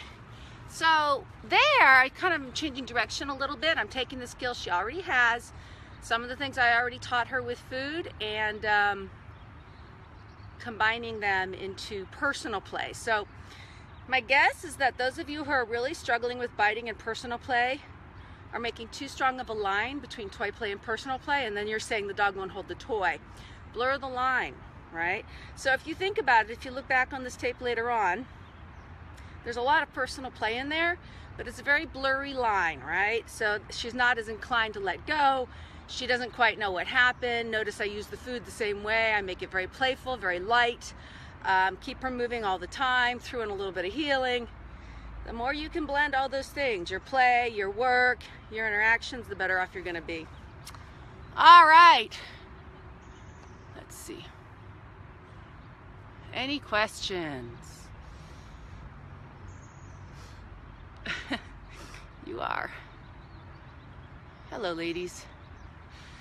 I was very happy with that session. I really was. I felt like we're making nice progress. Allison has a baby to be babysat. Good morning, Nikki. A stupidly simple thing, let's see, that I've gotten out of these videos is how much time you spend on the ground playing with Wink. We old people often don't like to get down on the ground because you have to get back up, but I'm obviously going to have to get over that. I totally get it. At some point in the last 15 years, I started to grunt when I stood up. I'm not sure when it happened, but it's unfortunate. However, if it helps, stay down longer, right? Put a chair out there and help yourself up. You don't have to get down. I just, for me, it's actually easier. What you will notice, if you look back at the first videos to now, you'll notice I'm bending over a lot less, right? My back is a lot straighter because the more she comes up to my hands, the less I have to bend. And so believe me, that's a personal goal, is not to walk bent over. That's a little awkward. And with dogs like Burrito's size, I never get to get over that. It gets better, but in obedience, I don't have to bend over anymore. But in play, I always have to bend over with Burrito. So the fact that she's now starting to jump up to my hands and I'm spending 70% of my time upright, as opposed to bent, makes me very happy. The other thing you'll notice is that as she becomes a stronger dog and more physically capable, it's going to get harder for me to play with her just because of her size and her weight, and she'll get better at using her body. So if you notice how much time I'm actually not tugging, I'm just moving my body, offering my hands for her to jump to, tug for 3 seconds, let go of the toy, move to a new spot. As long as the dog constantly climbs and pushes your space, it doesn't matter. You don't have to play continuously. If you teach your dog to play tug, as in you pull, they pull, and then you let go and the dog runs off, then you can't ever let go, right? But I don't teach that. I teach if I let go, slam back into my space over and over again. And so very soon, the other thing you'll notice if you watch is that if she has a toy in her mouth, I am attached to it less than 20 to 30% of the time. So it's a privilege for her when I actually play, right? The rest of the time she's just asking me to play and I'm deciding if I feel like it. That's a huge benefit. It also allows me to start incorporating it into training, like healing. Because if she shows up in heel position and I like what I see, I have the option of reaching down and pulling on it. If I don't like the option, I can talk to her, I can tell her she's adorable, she's still being reinforced, but she's not getting, let's say, the ultimate interaction that she wants. Okay, Lisa, thank you. Catching this, but never found the one Deb did. It's on her own page. I've not finished watching all videos yet, so sorry if I missed it. Is there a reason for right side healing position? Lila, my camera automatically does a mirror image, so it's not actually on the right hand side. It's on the left. It's confusing though, I understand that. She does love the full body contact in the interaction. It's actually, like with Burrito, that's something I'm always trying to work on. He'll bounce on me, but he doesn't like to push. But I think when you're small, that kind of makes sense. All right, any other questions? Okay, so this is when things kind of get fun for me, because I can start to feel how all the pieces are going to start to come together. I can start to see how I'm going to create dynamic healing rather than just start, stop, start, stop. That just do you all in. It's boring as hell, so don't do it. Get going, make it fun. It's a game, right? So 90% of my time, we're playing games, we're having a great time, and she's learning a couple of things, which is great. But the more important thing is that we're having a good time. The rest comes, huh?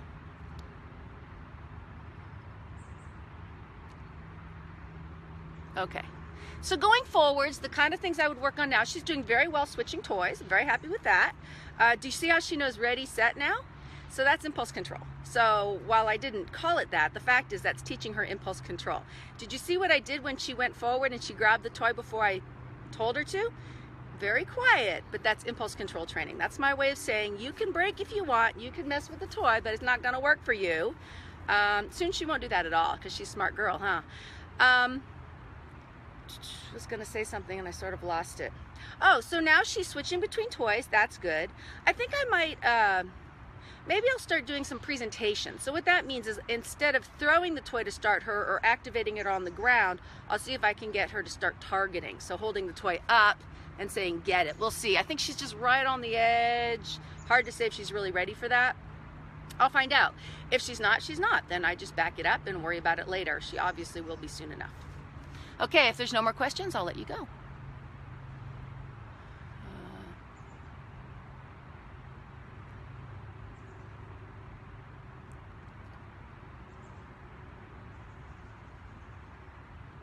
Would you be having a 65-pound male jumping into that much? Do you mean into me? Into you? Is that what you're saying? Well, if you watch, you'll notice I mostly have her target my hands, not my body. So the only time she targets my body is when she goes low. So that's not really a problem. If they're targeting your hands, that's kind of why you do it, so they don't slam you. So yeah, it's actually exactly the same, but really review that and notice how much time I have her jumping to the left to this hand, to the right to this hand. And if you watch it, you'll see that she almost never contacts with me, almost never puts her feet up on me. I might pull her up, but that's different. Notice I mostly pull her left and right side. Also, notice how little time my hands are out away from my body. Mostly they're in close to my body because it's much more comfortable and safe. And I can do that comfortably with a big dog. If you start getting all bent over, you're actually really risking your well-being because that's just unsafe. Good, Rue. I'm expecting all of you to go out there and be playing and doing a great job. I'm actually finding these enormously valuable for you, because what I realize is seeing the rhythm of how you play and how you progress over time. It's so quiet that it's actually hard for me to find a way to do that in edited videos without taping every single tape.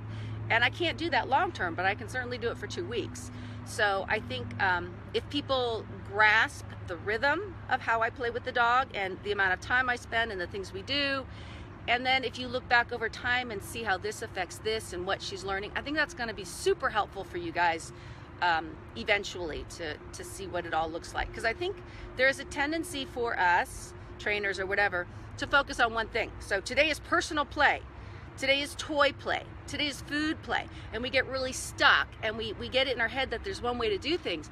Just play with your dog. Just blend everything. Have a good time. Throw in some training, do some running around, do some belly rub. Go back and forth so your dog learns all of those skills in one session. Okay?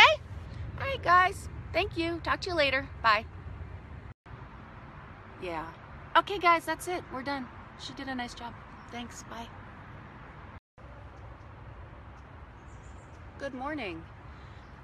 Today I'll work with Wink on toys and food. We'll kind of keep up where we've been. The one thing I wanted to bring up is that she's clearly losing more teeth now, the bigger ones, not the little ones in front. And so I'm seeing more blood on the toys, more that kind of stuff, licking her mouth. So some people feel you should stop playing with toys when the dog tees. Other people say just continue straight on through if the dog's okay with it. I'm in the continue straight on through group unless the dog is distressed. But I will say that if your dog is teething and if you also have problems with chewing toys, that's going to get worse. So if I had a dog that was chewing toys a lot, I would start to consider how I might want to reframe my sessions to get me around that issue. In her case, I'm going to ignore it and just kind of see what we get with it. If it was Burrito, for example, I would handle it differently because chewing is more important to him. Physical discomfort is more important to him. And I wouldn't want to develop a habit of having a dog say, chewing is a 9, you're an 8. See, because right now I know that with this dog, chewing might be a 5, but I started out as a 5, but by now I'm a pretty solid 8 to 9, right? But chewing is going up in value. So as soon as chewing starts to get very close to interacting with me, then I start to lose the battle. And I need to make some changes. So that's just something I'm going to put out there, and it's really going to come down to how she behaves, right? If she just looks like she just really wants to sit and chew, that's not a problem. I'm going to switch over to food, and we're going to do other stuff. Maybe she'd be okay with fetch and not tug. Maybe tug is okay on some toys and not others. Maybe tug is okay if I do it certain ways. I don't play that rough anyway, so I'm not going to hurt her. but I also don't want teeth flying out all over the place, and now she's licking her mouth and chewing and, you know, having problems. So just put that out there, and now I'm going to go get her, and we'll see what she does with me.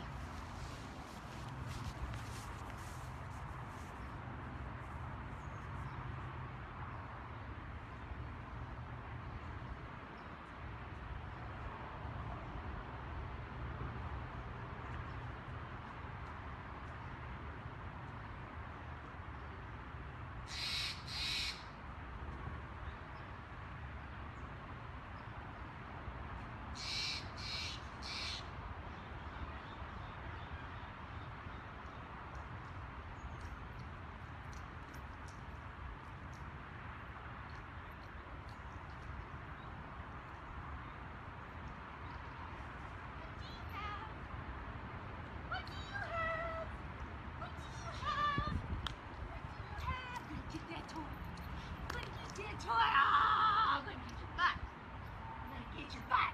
Oh, come here. Good job. Good girl. It's a little bit lighter on the play. Not quite as rough.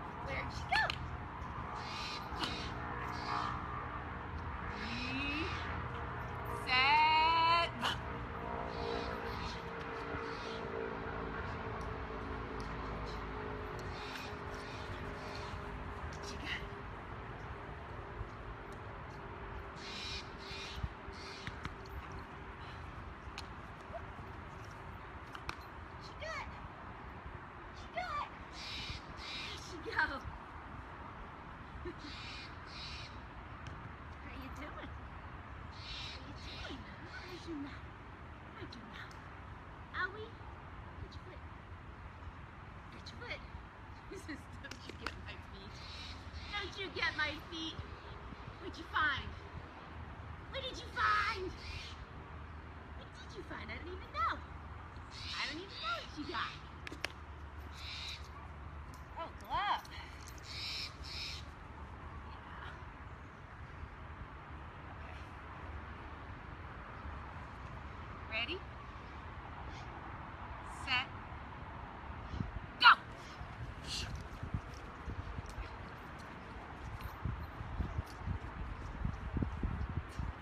Alligator death roll.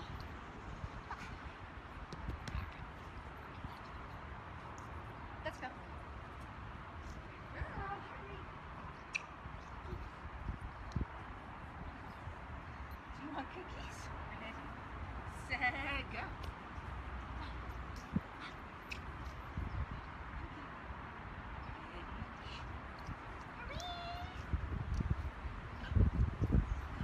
Yes, good girl.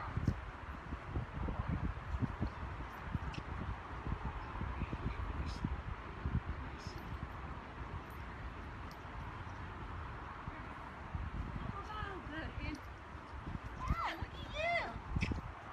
Look at you.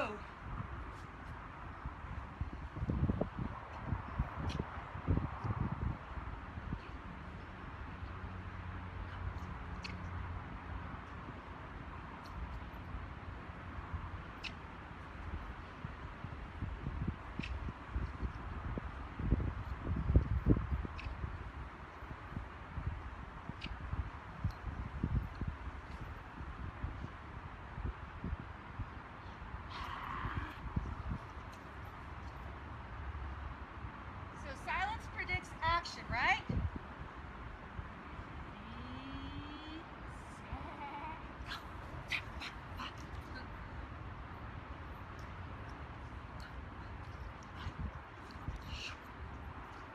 Keep her on the food. Keeps me safe. Did you do something?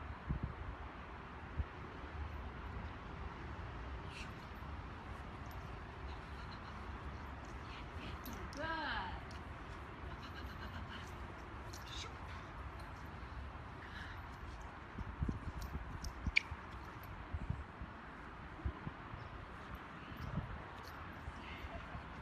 Ready, go.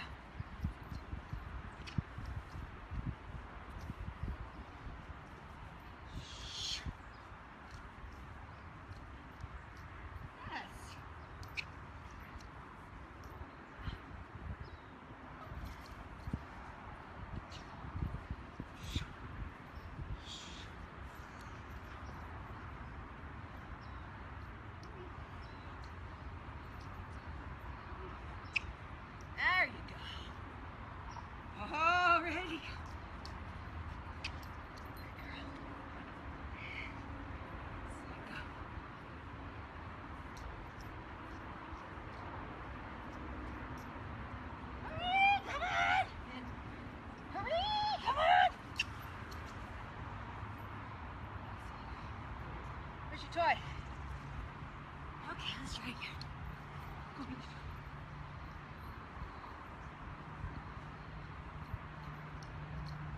Got it! Good girl.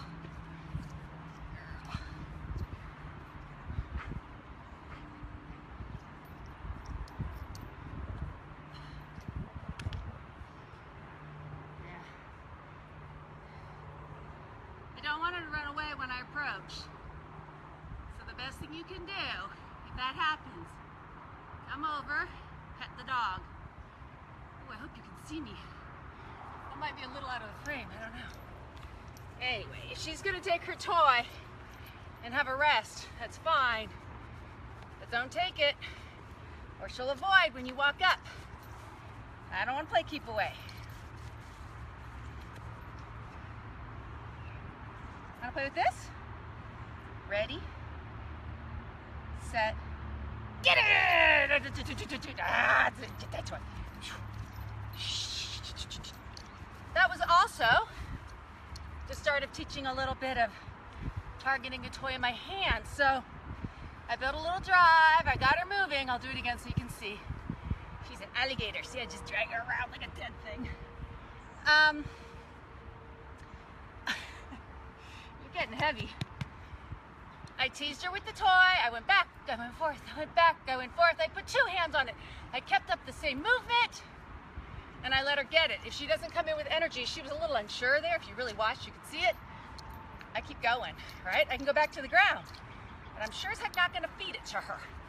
Because if you feed toys to dogs, they lose interest. Because that's not predatory, right? Ready? I have another toy behind my back. Set. Get it, get it, get it, get it. So we get the toy moving, get the toy moving, get the toy moving, get the toy moving. Get 2 hands on the toy. Keep it moving, keep it moving, keep it moving, keep it moving. There we go. Whoop. Got away. 2 hands on the toy, keep it moving, keep it moving. There. Once she's on it, let go with 1 hand. There's no reason to have 2. But you really want 2 hands when they target, because you want a dog targeting a horizontal surface. Targeting a vertical surface is a trained skill. If you expect it, you'll get bitten a lot. So if you hold your toys like this, plan on being bitten a lot. So dogs should target horizontal unless they're trained otherwise, and then you can let go. So here we go again. Ready, get, set, get it! Keep the toy moving. Get it, get it, get it. It's okay for me to push her away. I'm just pushing her off my hands. See, that's how I get her centered on the toy. Then let go, and there you go.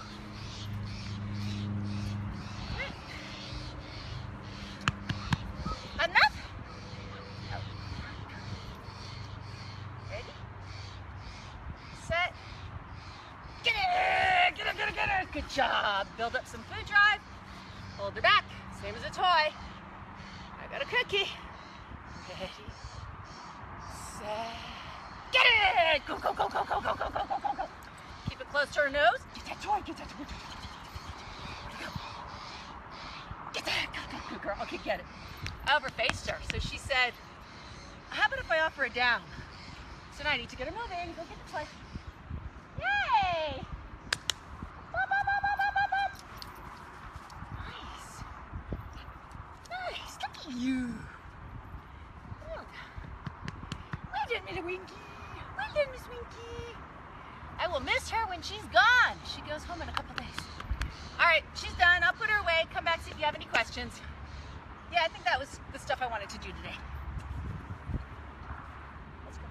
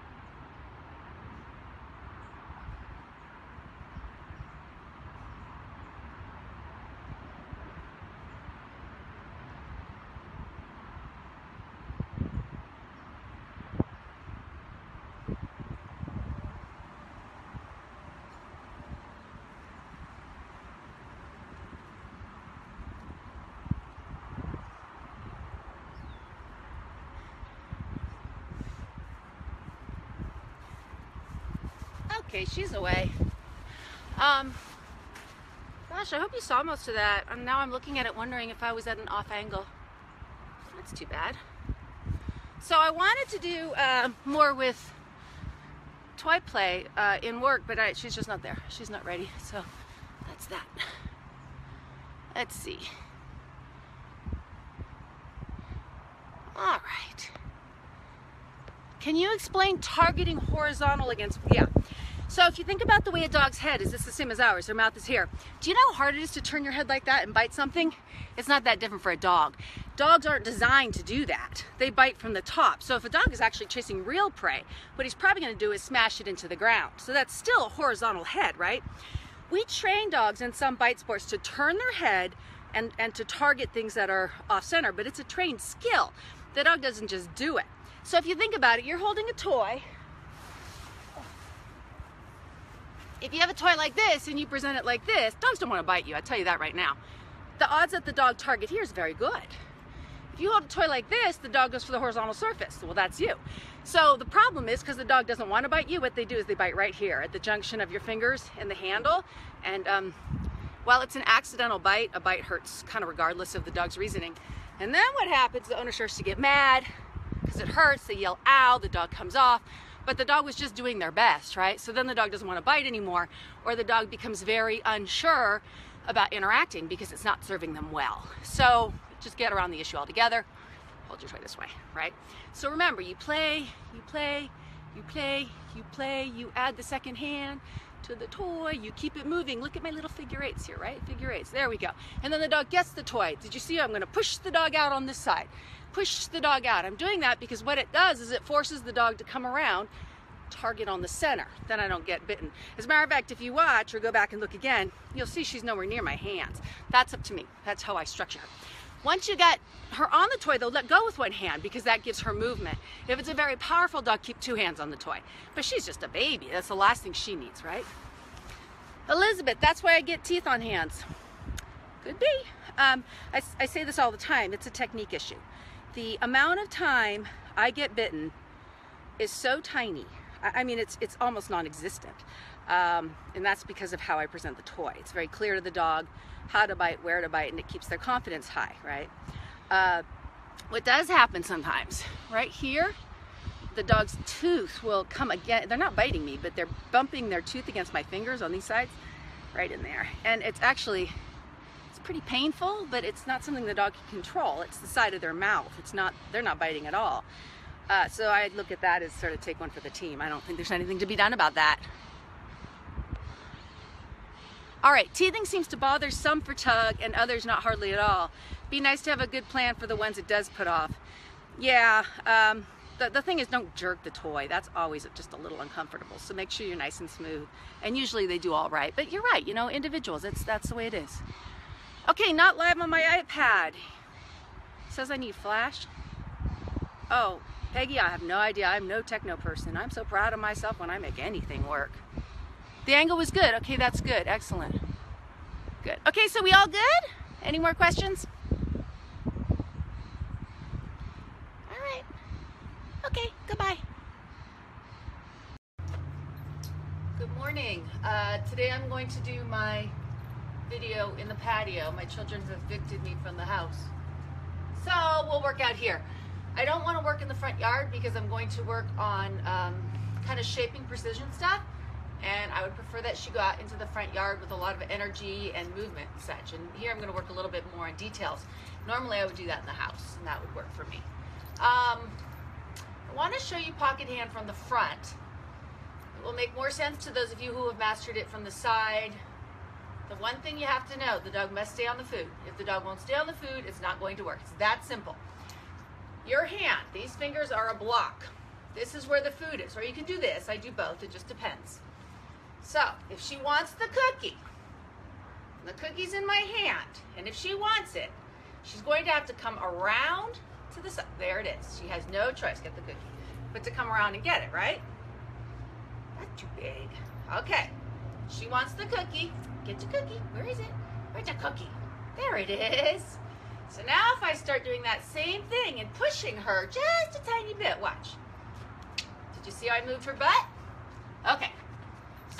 She wants the cookie. She's crooked, right? Put the food here. She's straight. You can do both sides. She wants the cookie. She's going to come and get it. And I can straighten her. Okay? So she's, to her credit, because we've done so much in heel position, she's already setting up over there. So to get her to front, I'm going to have to turn her around, right? So here, there. And then she's in front.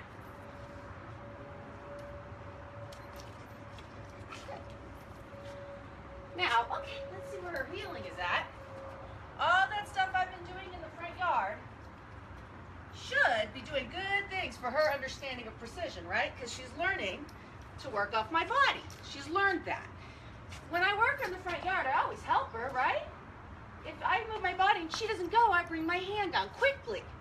If she goes too far, we go the other way. Because she has to learn that. You can see if you watch her carefully, there's unsureness, right? So she's not absolutely sure where she should stop, but she has to work that out. That's okay. That's why she's a learning dog. Now, if I want, so for healing, so now we can go this way, we can go this way, we can go this way, we can go this way. Reward. You're just so good. You're just so smart. Now, the reason I was working on pocket hand with her from the front is because I'm starting to incorporate giving me back the dumbbell. So now, when I put it down, and she gets it, her job is to get it into my hands. So where am I going to feed her? In front. That part's pretty easy, right? Right there. But I want her to drive back a little bit, right? So now, when she brings it back, I'm going to move. And I'm going to move when I feed her. That's actually the important part. That keeps her driving forward. Put the dumbbell down. Yeah, good girl. Wait, good girl. Yeah, good. Hands down. Click for giving it to you. Keep moving, keep moving. Give her the cookie in front. Good. Now, if you want to come around from the sides, she has to find her way. And that's, well, I didn't have to, but that's where I would have used my pocket hand. So let's look at that. That goes down. Now she's being good. So we'll try the other side. Boop, boop, boop, boop. Where'd you go? Where'd she go? With the winky? I don't see it. Where'd it go? Where'd it go? She goes, I want my cookie. I want my cookie. Where is it? It's over there. Good girl. That's a good girl. I talked to her because she's trying. What she needs to do is get it to the front of my body. That's her job, not mine. There she is. That was good. I'd prefer she came up this way. So mostly because I don't want her to think it's a one-directional thing. So what I'm going to do, instead of putting it so far behind me, I'm going to put it a little more out here. So she's more likely to see that. Click. Bring her to the front. Click.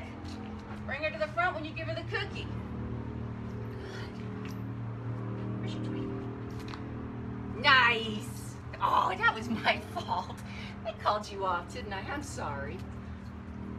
Okay. See that finger there? That was making her straight, right? So there's pocket hand. Right? I can just turn her. I can go both ways. Good. So there's a really easy way with your adult dog.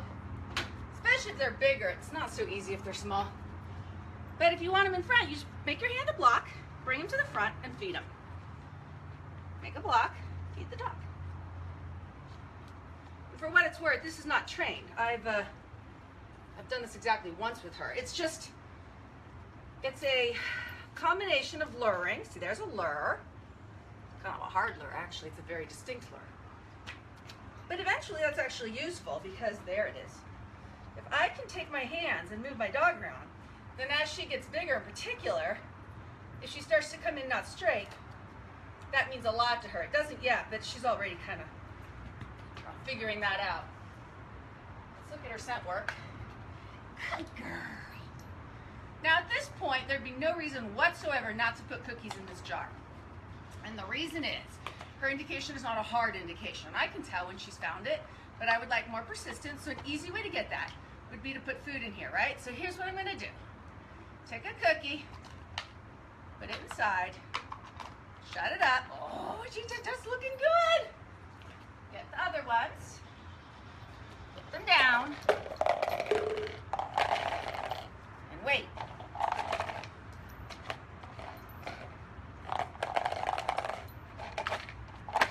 Yes. She gets one on top. Open it up. Oh, that was so good. Put another one back in. Nice. Give her a free cookie. Put it back down. That's right. You are so right. Okay. And now I can do it without a cookie. Because now we have a little bit of habit, right? These are getting a little out of control, but oh well. There we go. Actually, you can't see them, can you? Hold on. Let's see if I can bring them back. She doesn't like that either. Well, who's lucky? You are. That's it.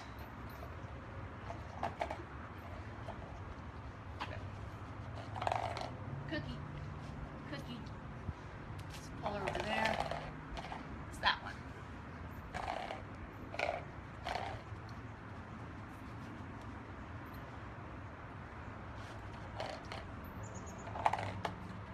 That's right. Good girl. Did you see she steps on it now? That's becoming her indication. It's fine.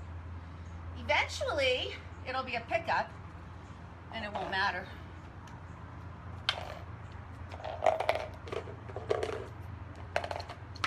That's right.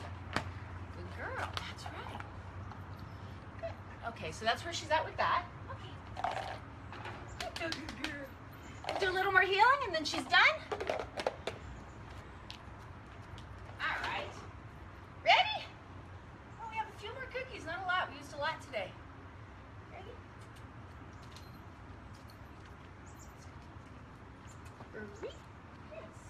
Yes. In. Yes, look at you.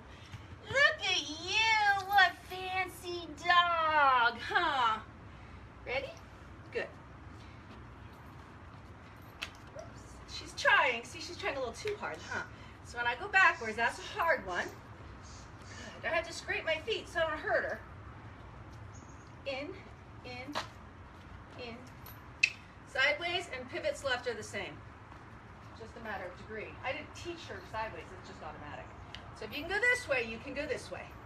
Notice her butt was slightly behind me. So I went the other way to teach her to pull it out, right? All right. In, pull, up, in.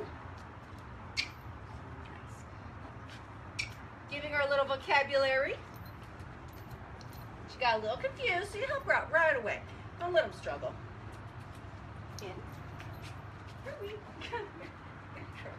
you see how all that work in the front yard with energy and drive has made her very sensitive to little changes in my body?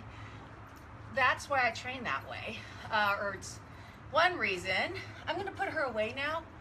Sadly, I have to put her in the house. I have to put her in a crate because she's not going to be supervised. And then I'll come back and we can talk. Come here, Pumpkin. You cannot be unsupervised.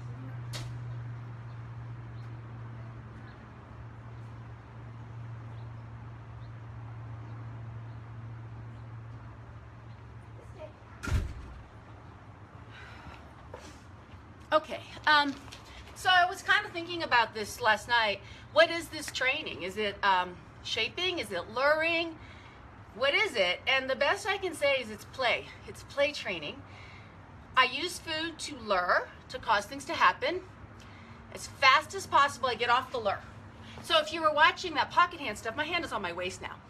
But boy, I'll come down fast if I need to help her. If I see anything that tells me she's not feeling confident there, boom, down comes the hand. Support your dog, right? The work outside, it was the same. It's just it happens so fast you might have some trouble seeing it, right? So I work her fast and fast and fast and fast. And as soon as I see any manipulation of position, boom, I put her back.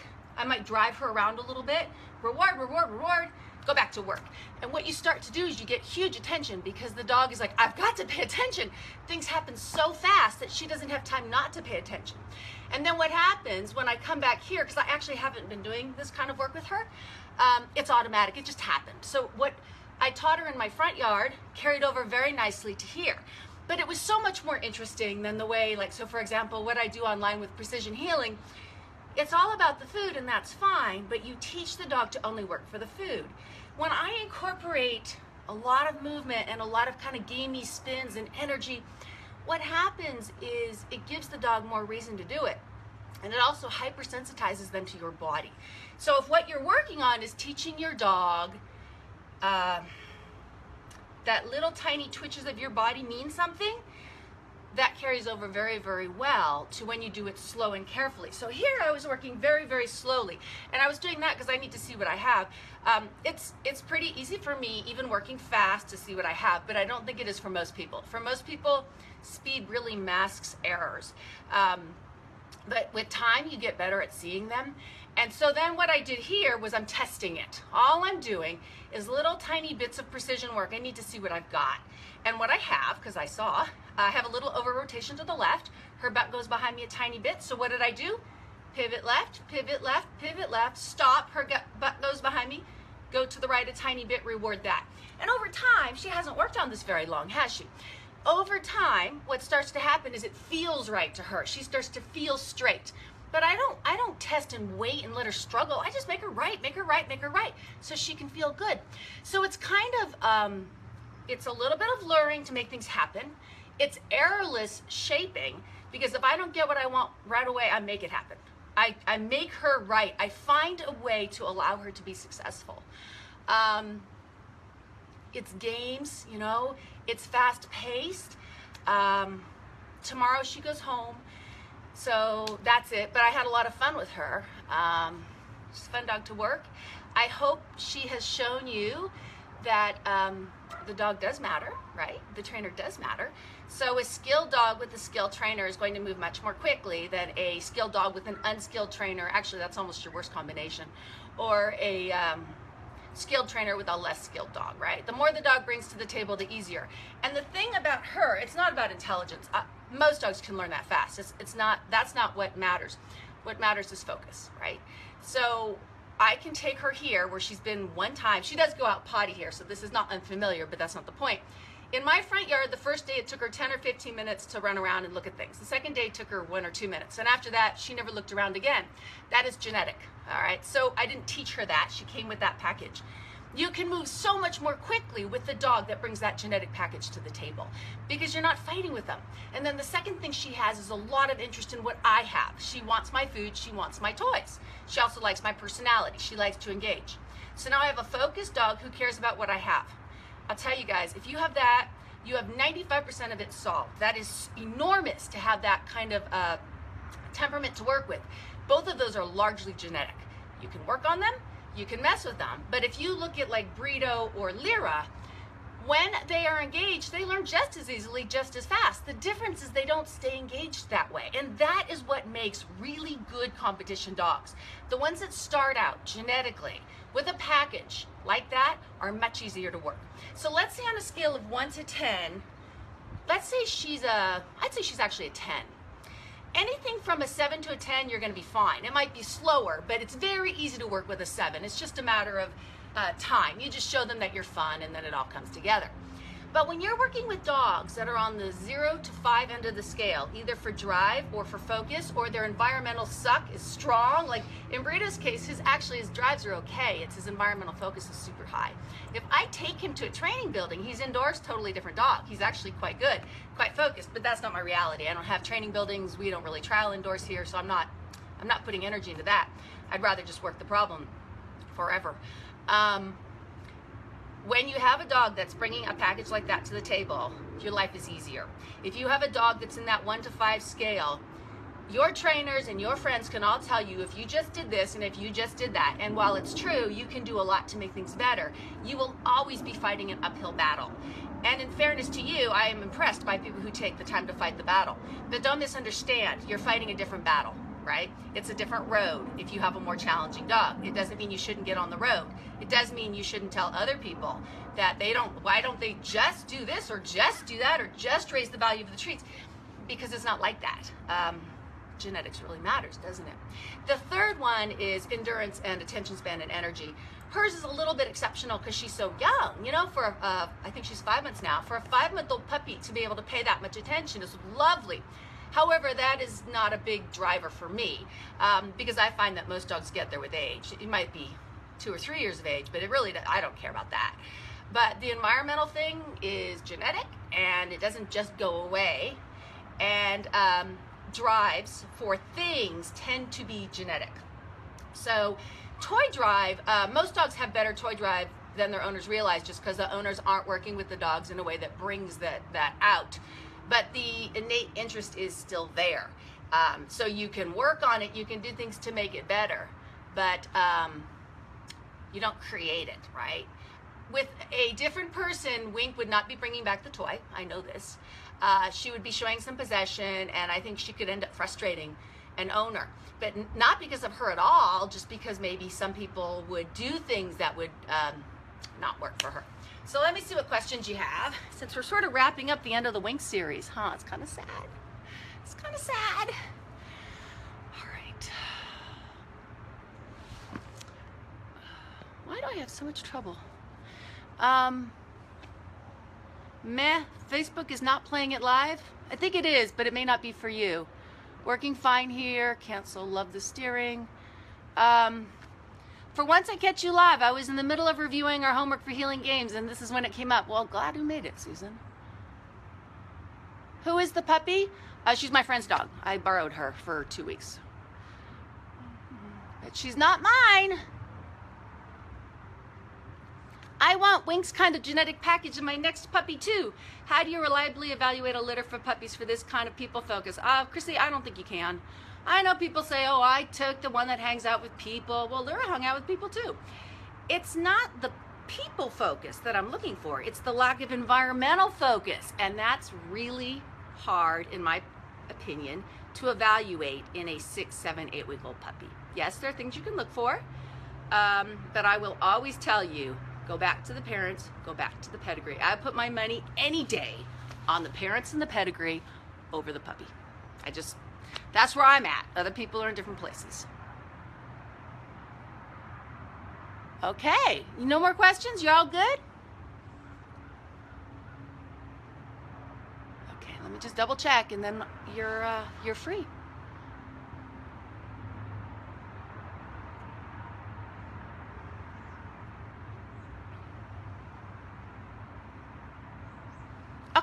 So I think we're done. Tomorrow, if I don't know when her mom's coming, but if I have time in the morning, I will do probably one more play session in the front yard, just a little more toy stuff. And tonight I might do another session of Sun articles, and I might do a little bit more retrieves because I enjoy doing pocket hand and stuff like that from the front. That's just entertaining for me. When I do it, entertains me. And I'll probably do more of the through the legs. She really likes that. She's getting good at it. And then I'll send her home and her mama can do whatever she wants. Tanya, more what? I don't have any more. The doggy's going away. I'm being left without, unfortunately. Although there is some stuff I'll do with Brita, some stuff about play that I need for my online class, so I might do it live and then just take it over to the play class because I see what people in that class are needing right now. Okay, so you're all good. No more questions. Okay, that's it, guys. I'll talk to you later. Bye-bye.